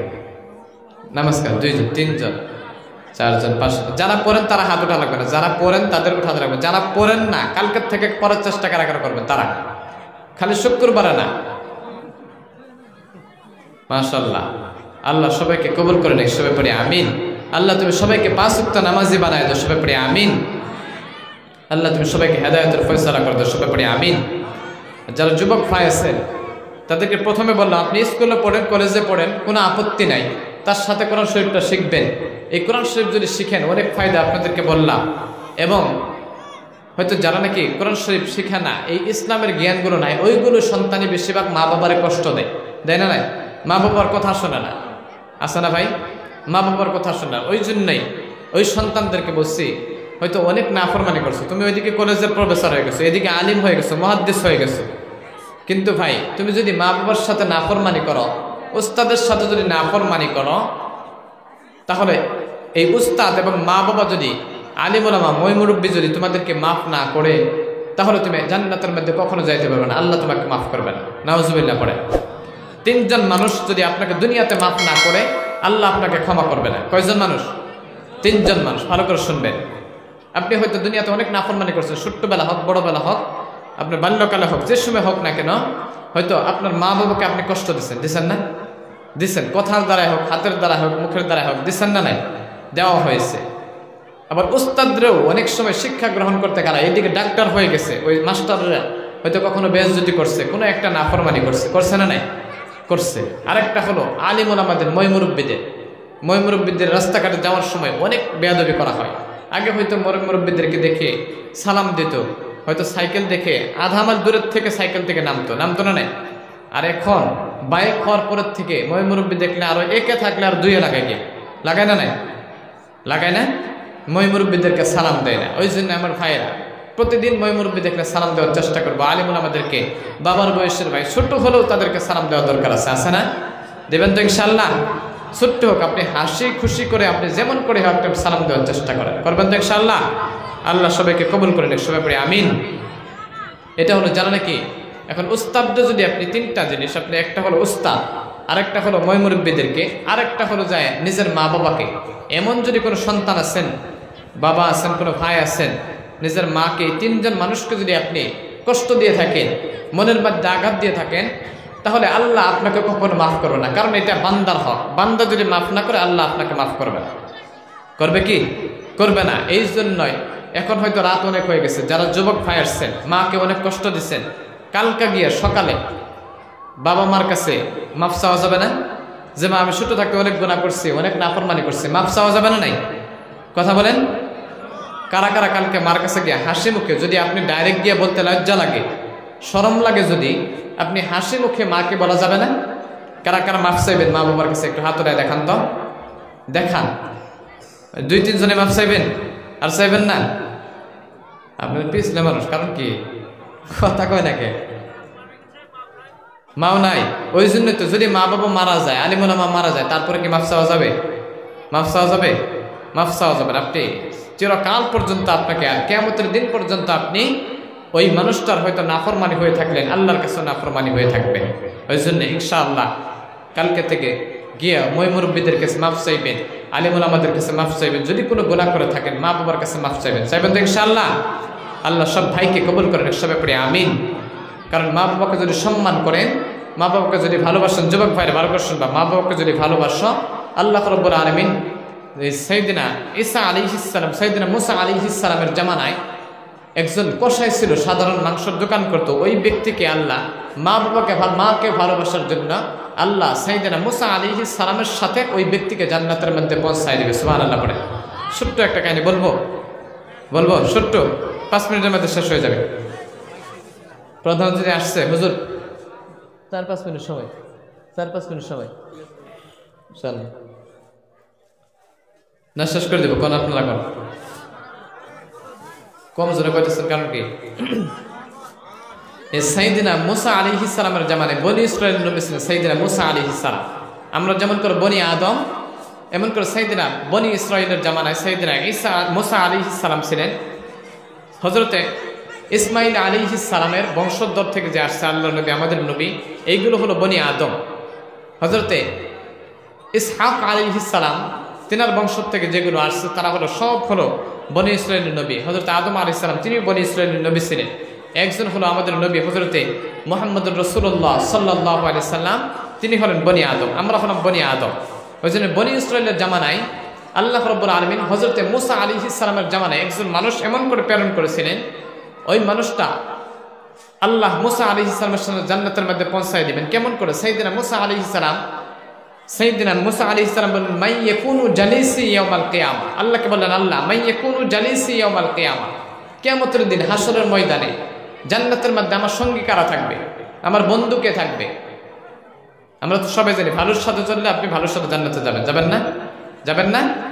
বিষ্ণু বলেন, মান তাশাব্বাহা বিকওমিন ফাহুয়া মিনহুম, কোন মানুষ যদি যার সাথে দুনিয়াতে চলাফেরা করবে, যার সাথে উঠা বসা করবে, যার অনুসরণ করবে, ঠিক ওই রকম করে কিয়ামতের দিন তাদের সাথে আল্লাহ হাসর করাবে। সুবহানাল্লাহ পড়ে। ওই জন্য সাইয়েদনা মুসা আলাইহিস সালাম বললেন, আল্লাহ মাই ইয়াকুনু জালিসি ইয়াউমাল কিয়ামা, আল্লাহ কিয়ামতের দিন রব্বুল আলামিন আমাদেরকে হাসরের ময়দানে আমার সঙ্গী কে থাকবে, আমার বন্ধু কে থাকবে, আমার সঙ্গী কে থাকবে হাসরের ময়দানে? আল্লাহ বললেন মুসা আলাইহিস সালামকে বললেন, মাই ইয়াকুনু জালিসি ইয়াউমাল কিয়ামা, আল্লাহ বলেন সাহিবুকা ফিল জান্নাতি জাযা। সুবহানাল্লাহ পড়েন। আল্লাহ বললেন, ও মুসা তোমার সঙ্গী থাকবে হাসরের ময়দান, তোমার সঙ্গী থাকবে একজন কসাই মাংসের দোকানদার, মুসা আলাইহিস সালাম আল্লাহকে বললেন, ও আল্লাহ, আমি হয়তো দুনিয়াতে একজন নবী হিসেবে এসেছি, তুমি আমাকে নবী হিসেবে দুনিয়াতে প্রেরণ করেছো, কিন্তু কিয়ামতের দিন হাশরের ময়দানে আমার সঙ্গে থাকার দরকার একজন নবী কিংবা একজন আল্লাহর ওলি। আল্লাহর ওলি না হইয়া, আল্লাহর নবী না হইয়া আমার সঙ্গে কেমন করে মাংসের দোকানদার থাকবে, কসাই কেমনে করে থাকবে? আমি তো একজন নবী দুনিয়াতে, তাই না? তাহলে আমার সঙ্গে থাকবে একজন নবী। আল্লাহ বললেন, ও মুসা, কেন তোমার সঙ্গে থাকবে? তুমি কসাইয়ের দোকানে গিয়ে দেখো।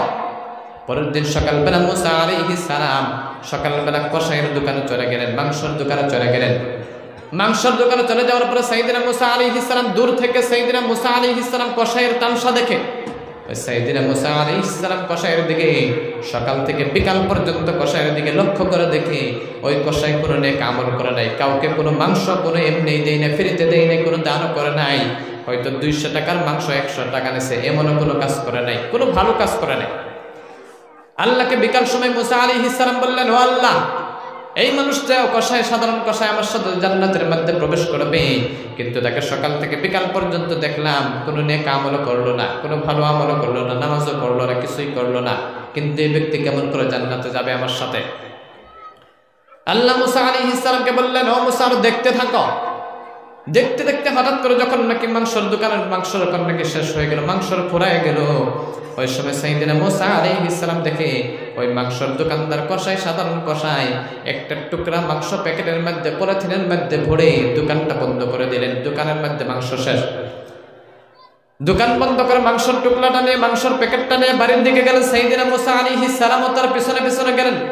যাওয়ার পরে কিছুক্ষণ যাওয়ার পরে যখন নাকি কসাই যখন নাকি তার বাড়িতে প্রবেশ করলেন, প্রবেশ করার পরে কিছুক্ষণ পরে সাইয়েদনা মুসা আলাইহিস সালাম কসাইয়ের পিছনে পিছনে গেলেন। যাওয়ার পরে কসাইয়ের বাড়িতে সামনে গিয়ে সালাম দেয়, আসসালামু আলাইকুম ওয়া রাহমাতুল্লাহ। ও কসাই ভাই, আপনি একটু দরজা খোলেন। যে কে ভাই, আপনি কোথা থেকে আসছেন? মুসা আলাইহিস সালাম নিজের পরিচয় লুকিয়ে রেখে নিজের পরিচয় না দিয়ে বললেন, আমি একজন মুসাফির, আমি অনেক দূর থেকে আসছি, আমি একজন মুসাফির, আমার বাড়ি অনেক দূরে, আমি যখন বাড়িতে চলে যাই আমার বাড়িতে গিয়ে পাইবো না, ওই জন্য আমি এই জন্য আজকে তোমার বাড়িতে আশ্রয় নেওয়ার জন্য তোমাকে সালাম দিলাম, তুমি আজকে আমাকে তোমার বাড়িতে থাকতে দাও। কসাই বললেন, ও মুসাফির ভাই, আপনি থাকতে পারেন, কোনো সমস্যা নাই, আমার বাড়িতে অনেক জায়গা। মুসা আলাইহিস সালামকে ঘরের মধ্যে যখন নাকি প্রবেশ করলেন, প্রবেশ করানোর পর বললেন, ও মুসাফির ভাই, বললেন, ও মুসাফির ভাই, আপনি ঘরের মধ্যে একটু বিশ্রাম করেন, আমার একটু কাজ আছে, আমি ওই কাজটা সেরে এসে আপনার সাথে আমি কথা বলছি। ওই কসাই মাংসের দোকানদার গেলেন, ওইখানে যাওয়ার পর বললেন, ওই মুসা আলাইহিস সালাম কসাইয়ের দিকে ভালো করে লক্ষ্য করে, তার একটা মুসা আলাইহিস সালামের একটাই তার একটাই কাজ হলো, এই মুসা আলাইহিস সালামের সাথে কেমন করে ওই কসাই মাংসের দোকানদার কেমন করে জান্নাতে যাবে, তার একটাই উদ্দেশ্য, ওই ব্যক্তি কি আমল করে। ওই মাংসের দোকানদার কসাইটা গিয়ে তার বৃদ্ধা একজন মা ছিল, একটা বিছানার উপরে শোয়ানো ছিল, ওই বৃদ্ধা মহিলাটাকে নিয়ে নিজ হাতে নিয়ে গোসল করাইলেন, নিজ হাতে নিয়ে তাওয়াল দিয়ে শরীরটা মুছে দিলেন। মুছে দেওয়ার পর দোকান থেকে যে মাংসের টুকলাটা প্যাকেটটি আনছিল, ওই প্যাকেটটি নিজ হাতে রান্না করলেন, নিজ হাতে রান্না করে ওই মাংসের টুকলা দিয়ে রান্না করে রুটি বানায় নিজের মাকে খাওয়াইলেন, ওই বৃদ্ধা মহিলাটিকে খাওয়াইলেন। মুসা আলাইহিস সালামকে তারপর কয়েকটা টুকরা মাংস নিয়ে, কয়েকটা রুটি নিয়ে মুসা আলাইহিস সালামের কাছে গেলেন। ও মুসাফির ভাই, এটা আমার মাংস, আমি আপনাকে মাংসের সবজি দিলাম, কয়েকটা রুটি দিলাম, আপনি এটা খেয়ে আপনি ঘুমাইসে পড়েন, সকালবেলা আপনি আপনার কাছে চলে যাবেন, আমি আমার কাছে চলে যাব। সাইয়েদনা মুসা আলাইহিস সালাম কসাইকে বললেন, ও কসাই ভাই, আমি আপনার মাংস খাবো, রুটিও খাবো, কিন্তু তার আগে আপনাকে একটা প্রশ্ন করব। কিছুক্ষণ আগে যে একটা দেখতে পারলাম একটা কাজ, আপনি যে একজন বৃদ্ধা মহিলাকে নিয়ে আপনি নিজ হাতে গোসল করাইলেন, শরীর মুছে দিলেন, শরীরের মধ্যে তেল দিয়ে দিলেন, ওই বৃদ্ধা মহিলাকে আপনি নিজ হাতে রান্না করে খাওয়াইলেন, ওই বৃদ্ধা মহিলাটা আপনার কে হয়? ওই বৃদ্ধা মহিলা আপনার কি হন? মুসা আলাইহিস সালামের কথা শুনে কসাই বললেন, ও মুসাফির ভাই, এই বৃদ্ধা মহিলাটিকে আমি যে নিজ হাতে রান্না করাইলাম, নিজ হাতে খাওয়াইলাম, এই বৃদ্ধা মহিলাটি ছাড়া আমার এই দুনিয়াতে আর কেউ নাই, আমি ছাড়া এই বৃদ্ধা মহিলার দুনিয়াতে কেউ নাই, এই বৃদ্ধা মহিলা হলো আমার একজন জনম দুঃখিনী মা, এই মা ছাড়া আমার দুনিয়াতে আর কেউ নাই। সুবহানাল্লাহ পড়েন। বৃদ্ধা মহিলাকে ডাক দিয়ে বললেন, ও বৃদ্ধা মহিলা, ও মা, আপনি যে আপনার সন্তান খাওয়ানোর পরে যে আপনি হাত উঠায় আল্লাহর কাছে মুখটা লড়াই লড়াই কি যেন বললেন, এইটা তো শুনতে পারলাম না। ওই বৃদ্ধা মহিলা বলে, ও ভাই, আমি এটাই বলেছিলাম আল্লাহর কাছে। প্রতিদিন আমি খাওয়া দাওয়ার পরে আমি বলি, আমার সন্তান প্রতিদিন আমাকে নিজ হাতে রান্না করে, নিজ হাতে গোসল করে, নিজ হাতে খাওয়িয়ে দেয়। এই সন্তানের জন্য প্রতিদিন আমি আল্লাহর কাছে দোয়া করি, আল্লাহ তুমি আমার সন্তানকে, এই জামানের একজন অনেক বড় বিখ্যাত একজন নবী হযরত মুসা আলাইহিস সালামের সাথে কিয়ামতের দিন হাসর নাসরের জান্নাতের মধ্যে পৌঁছায় দিও। সুবহানাল্লাহ পড়েন। আমার সন্তানকে তুমি সাইয়েদিনা মুসা আলাইহিস সালামের সাথে তুমি হাসর নাসর কইরো। ওই জন্য আমি প্রতিদিন আল্লাহর কাছে এই দোয়াটি করি। এই দোয়াটা আল্লাহ এই জন্য আল্লাহ কবুল করেছে। মুসা আলাইহিস সালাম তিনি বুঝতে পারলেন। এই জন্য যুবক ভাইরা যারা আছে, যাদের মা বাবা দুনিয়াতে জীবিত আছে, কমসে কম নিজের মধ্যে রাখবো, তাদেরকে নিজ হাতে রান্না করে খাওয়াবো। খাওয়ানো দরকার আছে না? এখন তো স্ত্রী আছে, স্ত্রী হাতে রান্না করে নিজের মা বাবাদেরকে খাওয়ানো দরকার আছে না নাই?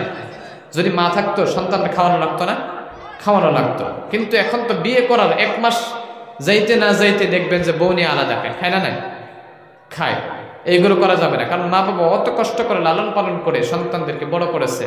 যারা এখনো পর্যন্ত ভিন্ন হয়েছে, পারলে একসাথে হয়ে যাবে।